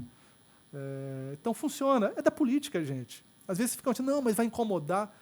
Incomoda, mas é do jogo. É do jogo. Né? Tem que incomodar. Com qualidade, com consistência, com dados, com respeito, mas com firmeza. Porque senão a gente fica aqui, né, com as nossas convicções, entre nós aqui, concordando que a política... Mas nós temos que conseguir mudar essa opinião nos órgãos institucionais. Né? Então, essa envergadura eu acho importante que o Conselho tenha, que se proponha a ter, né, que articule com os outros entes, que articule para fora, traga a universidade para perto, a UFSC que está aqui disponível para estar com vocês. Não só eu, tem aqui estudantes, realizadores, produtores culturais que são formados lá, gente que já se formou, que está se formando em produção, gente que é da produção cultural de Florianópolis e do Estado, que é da universidade também, Zeca está aqui. Muita gente, a universidade colabora já com isso, mas dá para trazer para mais perto, eu acho, podia estar mais próximo, na minha opinião, ainda tem alguns abismos a superar aí. A cidade pequena, mas às vezes parece que tem alguns quilômetros a mais do que a gente vê no mapa, né, do ponto de vista das relações políticas. Então, acho que é isso. Vocês têm um papel enorme, mas eu acho que não dá... O maior risco, eu acho que é a gente olhar para esses instrumentos e não entender que eles são meios. Eles são meios para uma finalidade. Tem que ter política cultural, porque senão todo o resto é... Não vou dizer que é perda de tempo, porque aí iria um pouco longe, mas é arriscado, porque aí a gente cai num terreno onde as pessoas vão se cansando. Eu já tenho muitos amigos pelo Brasil que dizem, olha, cansei de ir naquelas reuniões porque não sai nada ou não tem o quê. Não estou dizendo que aqui é assim, vocês estão fazendo. Mas eu acho que é pisar no acelerador, porque é o momento do Brasil. O maior remédio para essa situação atual não é ficar pensando pequeno e defendendo as pequenas, é se contrapor com um projeto de Brasil, um projeto de cultura. Se a gente ficar defendendo as boas e velhas conquistas do passado, corremos risco de perder tudo. Se a gente afirmar um projeto, a gente pode defender o que fizemos e apontar para um novo momento, porque o que passou, passou. Eu contei um pouquinho do passado aqui, muito en passant, mas não tenho apego nenhum, não tenho melancolia, nem acho que a gente tem que ficar olhando para trás, achando que ali era a grande era de ouro e agora é o horror. Não, nós temos que lidar com o presente, com o que está vindo aí. Lidar com os novos problemas. E, é claro, olhar para as experiências pregressas como quem, para a gente também não começar do zero e não reinventar a roda, que eu acho que é um luxo que não dá para se ter no Brasil, começar do zero. Tem muita coisa, tem um aprendizado enorme no Brasil. O Brasil é referência em política cultural no mundo. O programa Pontos de Cultura está em mais de 10 países do mundo. A nossa lei audiovisual tem países da Europa que falam, eu queria ter uma lei como a de vocês, não tem. O Brasil foi importante na Convenção da Unesco da Diversidade Cultural. Então, o mundo está perplexo. Quando o Brasil, o presidente, acaba com o MINC, elege a cultura como um adversário, mesmo que seja retórico, ataca a Amazônia, isso deixa o mundo perplexo, porque o mundo está acostumado com outro Brasil, um Brasil relevante em termos de democracia e relevante em termos de zelo pelos direitos culturais. A gente ganhou esse status no mundo. Mesmo sendo um país desigual, né, que não realizou cidadania para todos. Então, a gente não pode pensar pequeno, ficar só defendendo um edital, uma ação isolada. Não, claro, tudo isso é importante, mas, sobretudo, firmar um projeto. Porque é isso que vai fazer diferença para conseguir os editais, para conseguir importância, respeito, espaços culturais, tudo que diz respeito à cadeia de valor da cultura. Então, é isso que eu queria. Desculpe se falei muito, mas acho que era um pouco o que eu fui provocado a fazer, de trazer um pouco uma visão bem sincera aqui para vocês. E estou aberto aqui para a gente poder conversar. Obrigado, gente.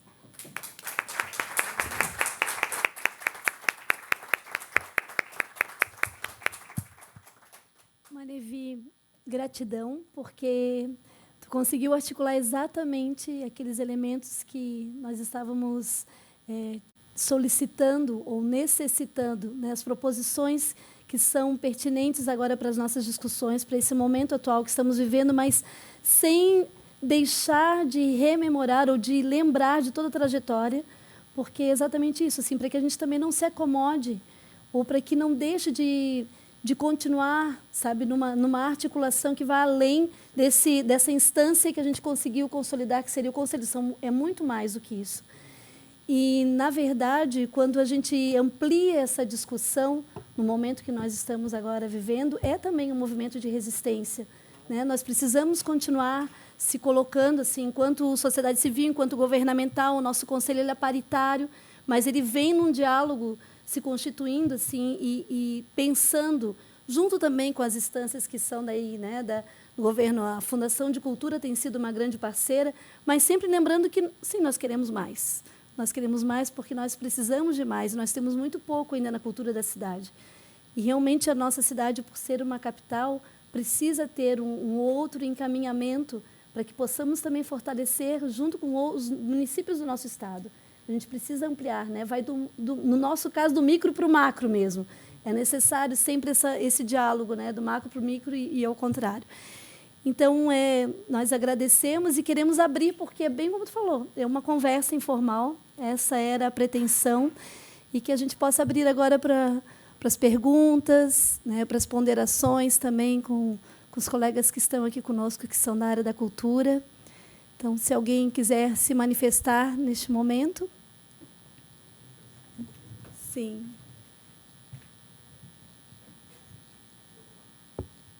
Bom, maravilha te ouvir. Eu tenho uma experiência eu sou servidor efetivo do Estado e tenho uma experiência de 5 anos no Conselho Estadual de Cultura. Vou falar mais do ponto de vista do Estado e não do município, mas a formatação basicamente muito parecida.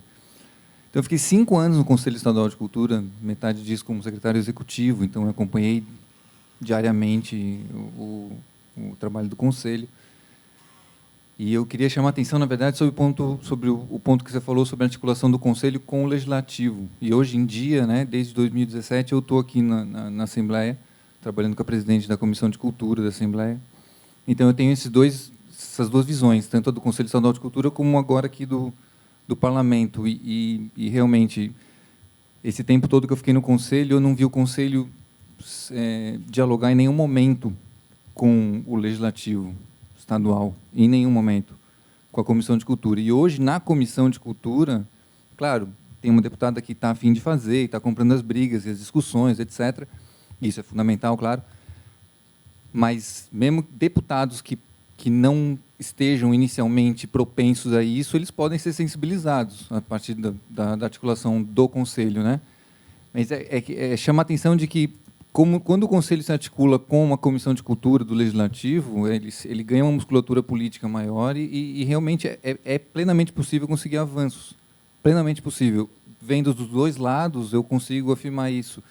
Então, se não existe, eu não sei se existe ou não essa articulação com a Câmara dos Vereadores, acho que deveria começar ontem, porque é fundamental, realmente. Mas eu só queria colocar uma outra coisinha muito rápida. O Conselho Estadual, e aí talvez você possa comentar, Manivi, por que o Poder Executivo tem tanto medo da participação e do controle social? Por que eles tentam tanto esvaziar o Conselho ou controlar o Conselho? Eu falo isso de novo do ponto de vista do Conselho Estadual de Cultura, que acabou de acontecer algo, né, recentíssimo, que depois da aprovação da Lei do Sistema Estadual de Cultura, em janeiro de 2018, ela trouxe elementos democratizantes para o Conselho. O Conselho se tornou paritário, só a partir de 2019 o Conselho é paritário, é um absurdo completo, mas é isso que aconteceu. E também se democratizou a eleição dos representantes da sociedade civil. E, na esteira disso tudo, a gente pensou que o Conselho ia conseguir eleger seu próprio presidente e acabamos de ter o que eu classifico como um golpe. Pode ser um pouquinho forçação de barra, mas nem tanto, porque a partir do momento que a lei do sistema foi aprovada, tinha um prazo de 120 dias para se aprovar um regimento interno novo. Esse regimento interno foi feito pelo Conselho, previa eleição inter pares para a presidência. Isso, estrategicamente, convenientemente para o Executivo, não foi aprovado por meio de decreto e valeu a lei anterior, que o governador indicava o presidente.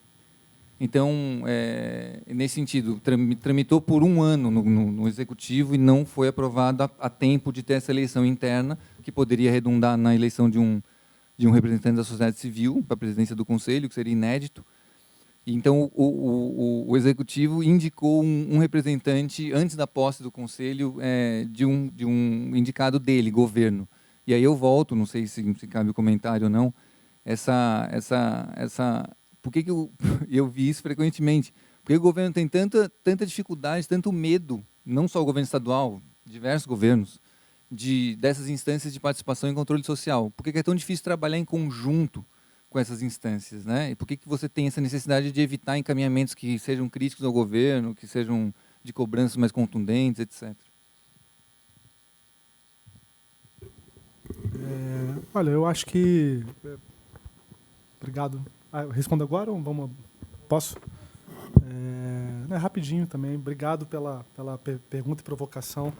Eu acho que a gente está construindo ainda a nossa cultura democrática no Brasil. O Brasil não realizou plenamente ainda uma... A gente está na democracia, tem gente que diz que não, mas eu acredito que a gente ainda está numa democracia, mesmo que tenham erros e problemas sérios, né, na maneira como a gente conduziu certas situações no Brasil recente. Tenho minhas críticas, mas acho que a gente ainda está dentro de um limiar democrático, mas a gente não construiu uma cultura democrática, que é diferente da democracia formal. Então, há dificuldades. Eu gosto de citar a experiência que a gente teve com o Plano Nacional de Cultura, que o Sistema Nacional de Cultura foi por decreto. Decreto de 2006, presidente Lula, e depois mandaram o projeto de lei, mandamos o projeto de lei. Mas eu acho que aquilo foi um erro, porque com uma coisa tão complexa como o sistema, na minha opinião, eu estou reconhecendo um erro do governo do qual eu participei. Não deveria ser por decreto, deveria ser por projeto de lei. Já o plano foi para o projeto de lei. O Lula mandou em 2010 e foi aprovado em 2010. Quem é que relatou o PNC? Vamos ver se alguém aqui lembra, quem acompanhou na época. O Plano Nacional de Cultura passou pela Câmara, foi para o Senado, voltou para a Câmara, né, passou por todos os estados do Brasil, em seminários regionais apoiados pelo Ministério em parceria com o Legislativo. Presidente da Comissão de Educação e Cultura no Senado, senadora Marisa Serrano, PSDB. Oposição frontal ao governo em uma dezena de temas. Mas a gente trabalhou de tal maneira com os estados que ela um dia chegou para a gente e falou assim, olha, no meu estado, eu sou oposição a vocês, mas no meu estado, onde eu vou, os produtores culturais que eu conheço, que são críticos, inclusive, a coisa que vocês estão fazendo, mas reconhecem que esse processo foi legítimo e foi democrático. Então, assim, eu não vou obstruir. E vou aprovar como presidente do Senado, não tenho o que dizer, parará. Conseguimos. Evidentemente, isso foi um processo que, estou contando o final da história, teve muitas diferenças e idas e vindas nesse processo, mas a gente conseguiu construir algo que, para passar naquele momento no Legislativo, tinha que ter o ok da oposição. Tínhamos uma pessoa com uma visão, né, que não era pequena também, a sorte de ter uma senadora que olhou o trabalho, reconheceu que aquilo era uma política de Estado, não era a visão, era para 10 anos, ou seja, ela achava que, na época, Serra ia ganhar as eleições. Ela disse, olha, se Serra ganhar, o que está no plano, a gente, inclusive, vai fazer. Eu disse, beleza, senador, então, que bacana, a gente está no melhor cenário aqui. E mesmo, por exemplo, a lei da TV paga, que hoje está resistindo, passou no Senado. Sarney era presidente do Senado e também um deputado daqui chamado Borhausen, Paulo Borhausen, que é filho que era ligado à telefonia, apoiou o projeto, porque esse projeto explorou a seguinte situação. Você tinha radiodifusores, TVs, brigando com telefônicas. E a gente teve que moderar esse conflito aqui para criar uma regulação que abrisse para o produtor independente a partir do conflito que se dava entre essas duas forças aqui. E ele estava ligado à telefonia. E foi preciso trazer a telefonia para a negociação. Então, ele disse, olha, isso eu trago. Agora nós vamos ter que construir aqui um interesse público, aí o governo falando de que, nessa negociação, o produtor independente vai ser ouvido e vai ter uma cota para o cineasta brasileiro poder ter seu filme ou série comprada por esses canais que vão ser criados no Brasil. De maneira muito simplória aqui, para dizer que esses espaços, eu acho, do legislativo, é onde, no meu entender, uma política cultural tem que se enxergar como horizonte máximo.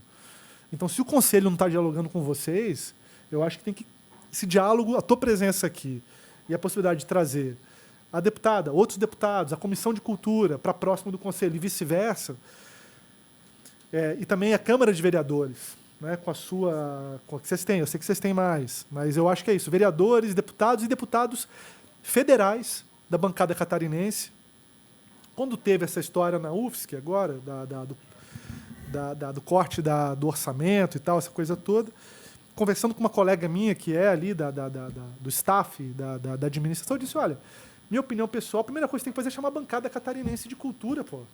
E é o seguinte, deputado A, B, C, de esquerda, de direita, vai falar um A da universidade? Não vai defender o orçamento da universidade? Cadê a bancada catarinense? Todo mundo, cara. Chama a bancada. O reitor tem que chamar a bancada. E marca a reunião que o presidente da República ele vai atender poucas pessoas no Brasil. Mas, assim, bancada de Estado atende. Você sabe que atende. Se a bancada catarinense fala assim, eu quero uma reunião para discutir 3 assuntos, então o que vai receber? E falar, não dá para você cortar o orçamento da universidade, cara. Assim, quer discutir não sei o quê, tá? Vamos discutir. Agora é o seguinte, isso aqui você não pode asfixiar o custeio da universidade, meu amigo. Isso aqui é suprapartidário, é defender a nação. Né? Então, assim, agradeço a tua provocação, porque eu acho que essa relação com o legislativo, na minha opinião, hoje, é tão importante quanto a relação com o executivo, ou até, em alguns momentos, para a gente se proteger, blindar e propor mais. Opa. Pode, Zeca, só um momentinho. Eu só queria, dentro desse contexto da tua fala, salientar assim, que no Conselho Municipal, que somos paritários, né? Então, assim, os presidentes eles são eleitos e nós temos um acordo interno, na verdade, que agora a gente quer salientar bem no regimento, que os nossos presidentes, no caso, nessa gestão é o Márcio, sejam sempre da sociedade civil, até para que a gente tenha mais liberdade nas nossas lutas. E essa parceria com a Câmara de Vereadores ela tem sido também essencial. Desculpa, pedir só a brevidade nas perguntas, nas colocações, pelo tempo. A gente pediu uma gentileza do pessoal que está nas filmagens até as 9h20. Então temos rápido, 20 minutos aí para participar. Tá. Ô, Manevi, assim, brilhante, né, tua palestra aí.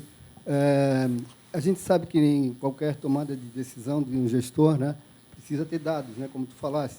Né, dados para planejar, para tomar decisão. Né? E eu queria saber assim, se tu acha que só os dados do IBGE, o IBGE faz um papel importantíssimo, são suficientes, ou se tu acha legal assim, até a contratação de um observatório, como acho que a Ancine fez licitação, né, e tem vários dados. Eu queria saber a tua opinião sobre isso. Zeca, acho fundamental o que você colocou. Acho que o IBGE é essa instituição de grande credibilidade que faz as pesquisas PNAD, POF, né, que balizam aí decisões do Brasil inteiro, econômica, social. Agora, cada segmento da cultura, eu acho que merece um recorte de profundidade. Na minha opinião, deveria envolver as universidades, envolver os observatórios, envolver dados econômicos de instituições econômicas, instituições de pesquisa, tipo Ibope, e até às vezes de qualidade de dados qualitativos. Por exemplo, a nossa série de televisão de conteúdo independente hoje batem recordes de audiência da TV paga. E pouca gente sabe no Brasil que hoje são as séries mais queridas do Brasil, são as séries que nasceram com a lei de 2011.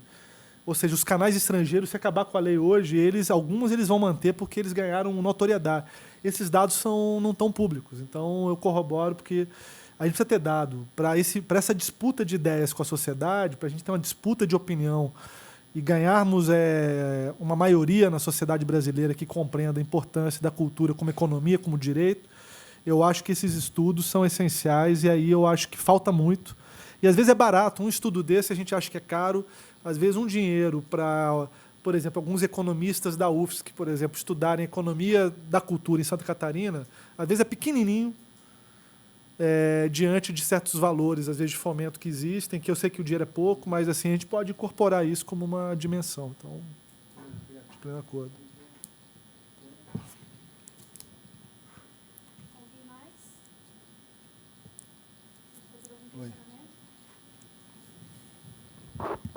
O pessoal está tímido.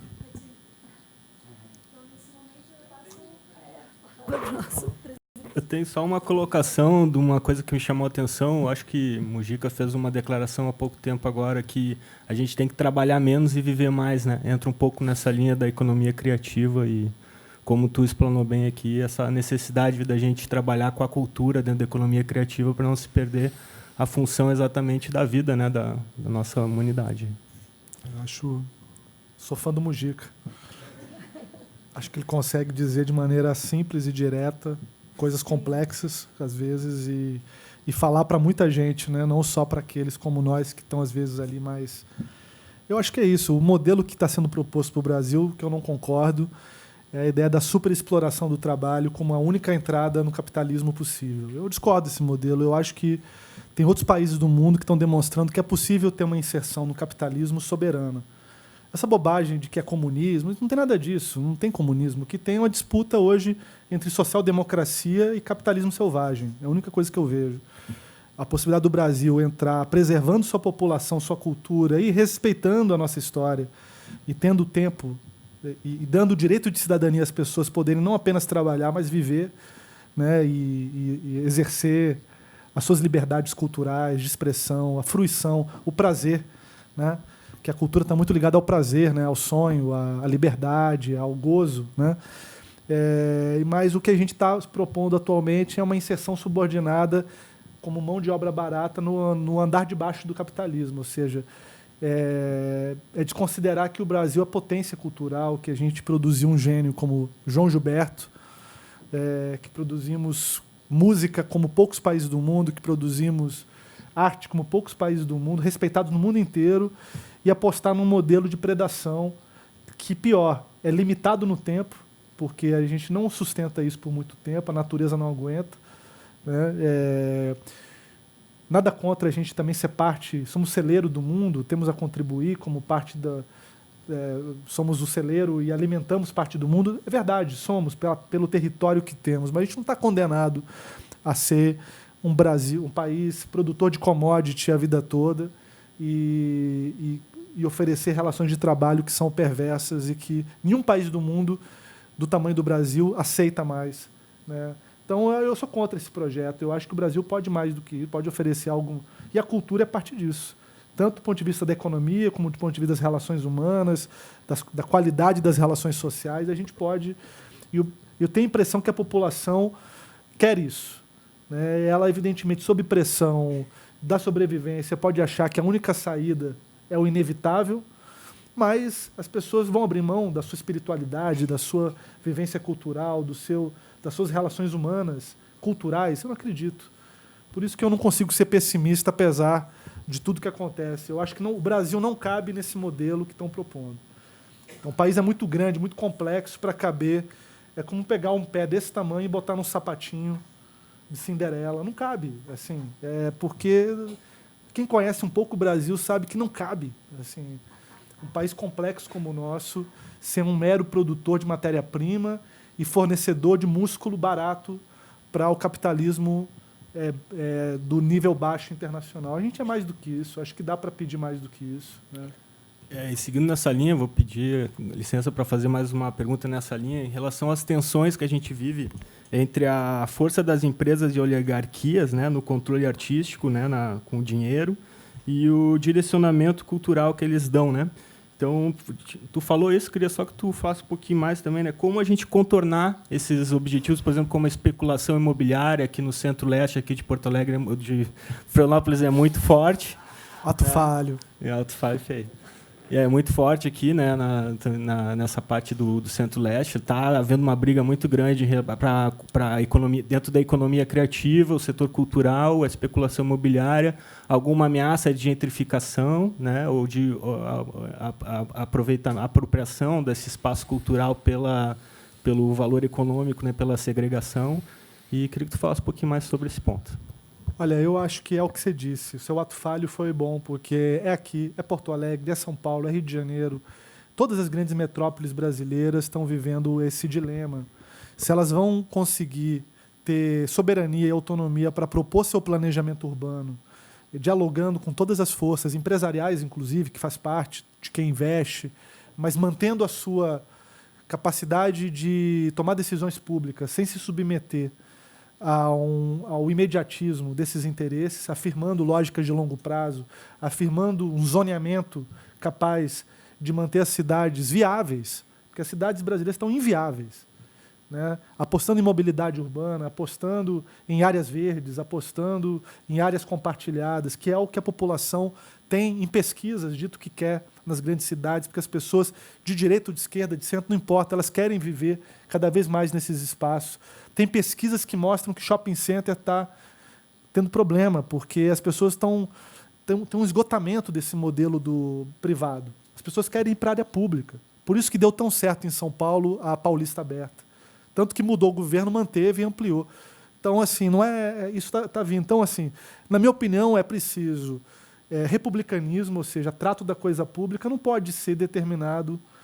O setor privado é parte da vida. Como eu disse, eu vejo que a briga não é entre capitalismo e comunismo, mas entre capitalismo selvagem e social-democracia, ou seja, entre um Estado submetido e determinado de fora por interesses externos ou um Estado que represente a sociedade democraticamente e realize um planejamento cidadão, né, a partir das suas dimensões. É isso que eu vejo. Então, acho que o desafio é incorporar a cultura no plano diretor. Aqui tem toda hora a discussão do plano diretor, que é importante. Eu acho que devem estar mexendo nesse plano, porque sempre que eu vejo um monte de prédio começar a ser construído assim, da noite para o dia, eu tenho a sensação de que alguém no setor imobiliário viu que o plano diretor está num eclipse, que a lei já não está valendo. Isso acontece, principalmente quando muda governo. No primeiro dia, invadem terrenos. É uma anarquia. Não no sentido bom da palavra, mas no sentido do privado se apropriando das terras públicas. Então é o seguinte, eu não acredito em política cultural que não esteja no plano diretor. Legal o plano municipal de cultura, legal o plano nacional de cultura, mas é o seguinte, gente, se a cultura não está no plano diretor, sim, tipo, Não consigo entender onde vai estar. Assim, tipo, é o que regula o zoneamento do espaço, é o que regula onde vai ter centro cultural, é o que regula onde as pessoas podem caminhar, é o que regula onde você pode brincar com carnaval, é o que regula onde acontece à noite. Em São Paulo, a gente começou a construir uma política para a noite, o direito à noite. Tinha um movimento, fizeram até um manifesto da noite. Em Amsterdã, existe o prefeito da noite. Tem o prefeito do dia e o prefeito da noite, que é a cidade de 24 horas, como as nossas grandes metrópoles.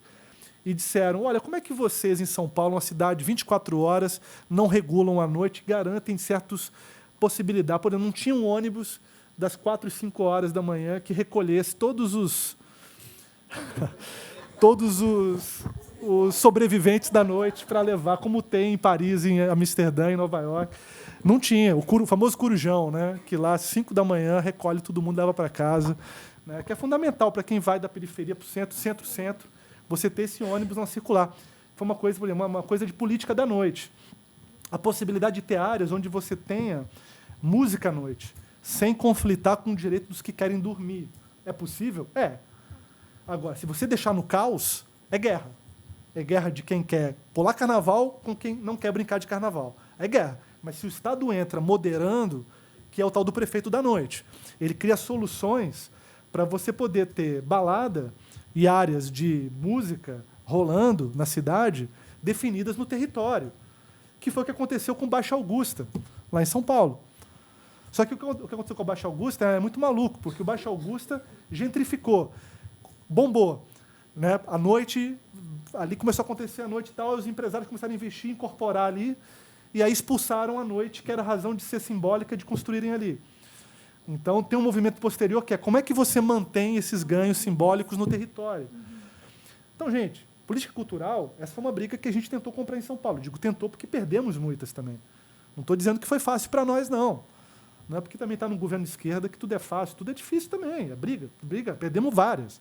O plano diretor entrou algumas coisas, outras tantas caíram lá na Câmara e foi pega para capar. Mas algumas coisas entraram. O que entrou, por exemplo, foi a zona de interesse cultural.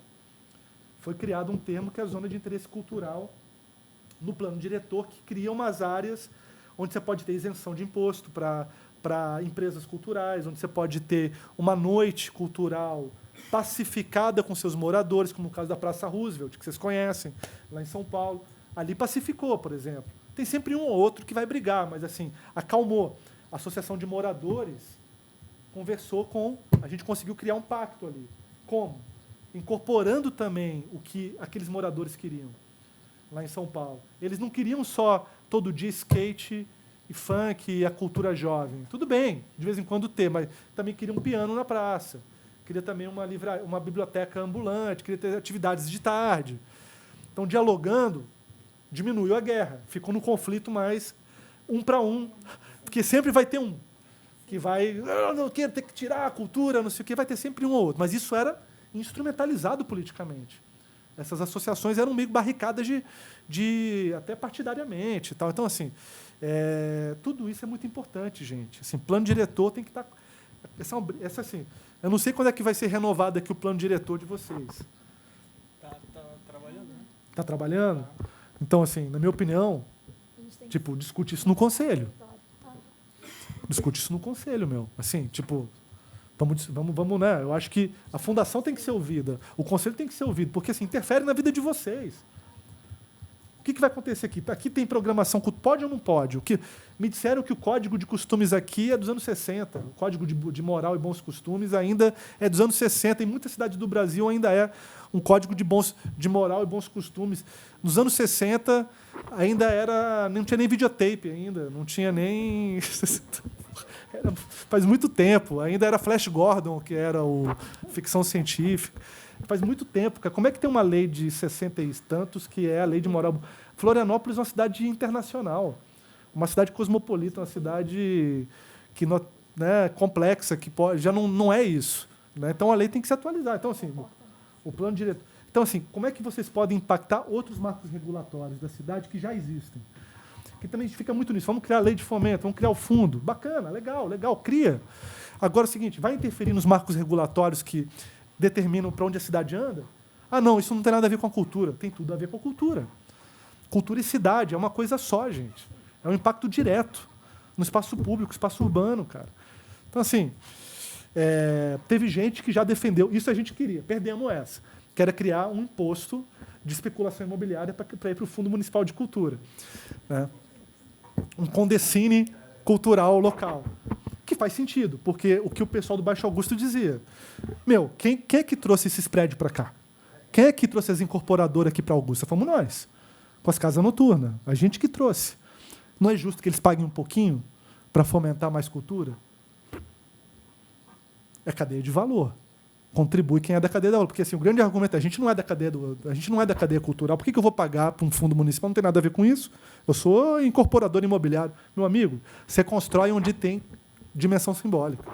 Você bota no teu cartaz que ali tem uma biblioteca. Você bota no teu cartaz, você vende um apartamento que você diz que ali tem um centro cultural perto de você. Olha aí as incorporadoras, elas dizem, olha, aqui tem cultura. Então, eles usam, mas depois não contribuem. Então, o raciocínio era, será que eles não podiam botar, porque eles ganham tanto, né? Botar só um pouquinho num fundo municipal de cultura. Aí foi uma briga danada lá, essa a gente não conseguiu. Mas o raciocínio fazia sentido, entendeu? Porque também tem isso, gente. Vamos criar um fundo municipal de cultura. De onde é que vai vir o dinheiro? Quem que vai pagar? A fundação vai ter que ir lá no Tesouro brigar? Já briga pra caramba. Tem que ir lá tem que conseguir. Cada real é uma briga danada para conseguir, para lutar, para fazer um edital. É uma briga. Vai brigar no Tesouro? Vai pedir dinheiro no Tesouro? Não, legal. O Gil, vamos brigar. Vamos lá, vamos brigar no Tesouro. Vamos pedir 1%. Bacana, estamos juntos.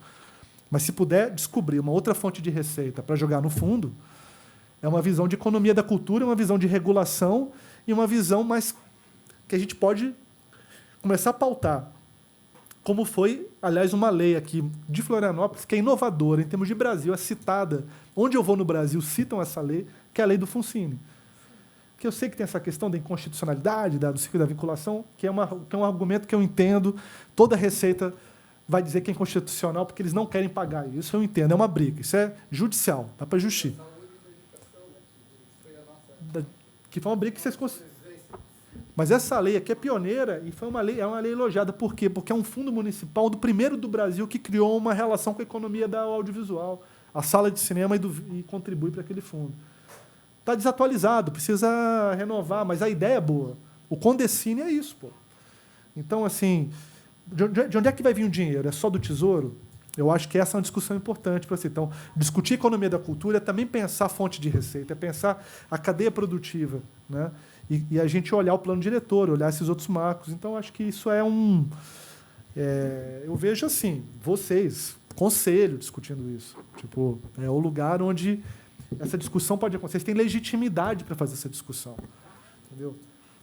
Para trazer a sociedade para esse campo, né? E além. Alfredo Manevi, a gente agradece. Por favor, Zélia. Quer o microfone? Eu queria muito te agradecer. Gente, que fala maravilhosa, Manevi. Tu és demais. Realmente, muito obrigada. Que bom que a gente te trouxe para cá, né? E sabe o que eu sinto? É que está faltando o pessoal, mais gente, né? Do governo, da prefeitura, né? Eu acho que o pessoal do Conselho Estadual, a gente vai começar a articular isso, vamos começar a levar uma Manevi, a universidade tem um monte de gente boa lá, para começar a mexer com tudo isso, porque quem tem que escutar não está. Eu fico assim, a gente está lá dentro do conselho e a gente discute, e a gente fala, e eu sinto, e quando eu digo para eles, né, eu digo assim, a gente tem que ser escutado, quer dizer, a nossa palavra tem que ir mais longe, porque nós ficamos nesse pequeno que é, claro, super importante, que é o conselho, né? E eu sinto que, às vezes, eu sinto demais que a gente não tem essa força, mas que nós temos, se a gente lutar, a gente chega, mas que não chega a nossa fala lá adiante. Então, eu sempre falo assim, meu Deus, isso tem que ir além da gente, né? E como é que a gente vai chegar nesses administradores, né? Nesse pessoal que tem a caneta na mão, né? E que pode realmente repassar, escutar e nos colocar em vários lugares, né? Para a gente poder estar discutindo essa cultura no meio de tantas outras coisas que estão surgindo. Então, assim, Manevi, mas assim, muito obrigada. Eu estou saindo daqui com meu coração, acho que assim, muito agradecida. Acho que cheia de energia também para a gente poder encaminhar essas lutas que são tão grandes, ainda mais nesse governo que estamos agora, nesse momento político tão difícil, mas que, quando eu vejo que nós estamos juntos, né, isso nos dá uma força grande, assim, né? Te agradeço muito e a gente vai trabalhar muito, porque agora, meu filho, tu não vais mais parar. Vai começar dentro da sua universidade, nós vamos conversar muito lá dentro. Tem muita gente lá também que tem que discutir também, escutar, né? E vamos conversar isso, né? Cadê o Pedro? Né? Está aqui. Oi. Zélia, muito Né, obrigado Pedro? pelas palavras. Muito obrigada, Eu acho Manevi. que as palavras da Zélia refletem o que todos pensam aqui também, né? Agradecemos profundamente as palavras e os ensinamentos. O nosso próximo encontro vai ser dia 19/8, a próxima segunda, no mesmo horário, aqui no mesmo local. O tema vai ser Gestão das Políticas Públicas da Cultura, com o Fábio Garcia e a Heloíse Delanhello. Então, muito obrigado a todos. Uma boa. Agradeço. Para finalizar, a gente convida a nossa superintendente Roseli para entregar alguns livros aqui para o nosso palestrante. Opa, obrigado. Valeu, mais gente. aqueles lá. Valeu, boa noite. Obrigado.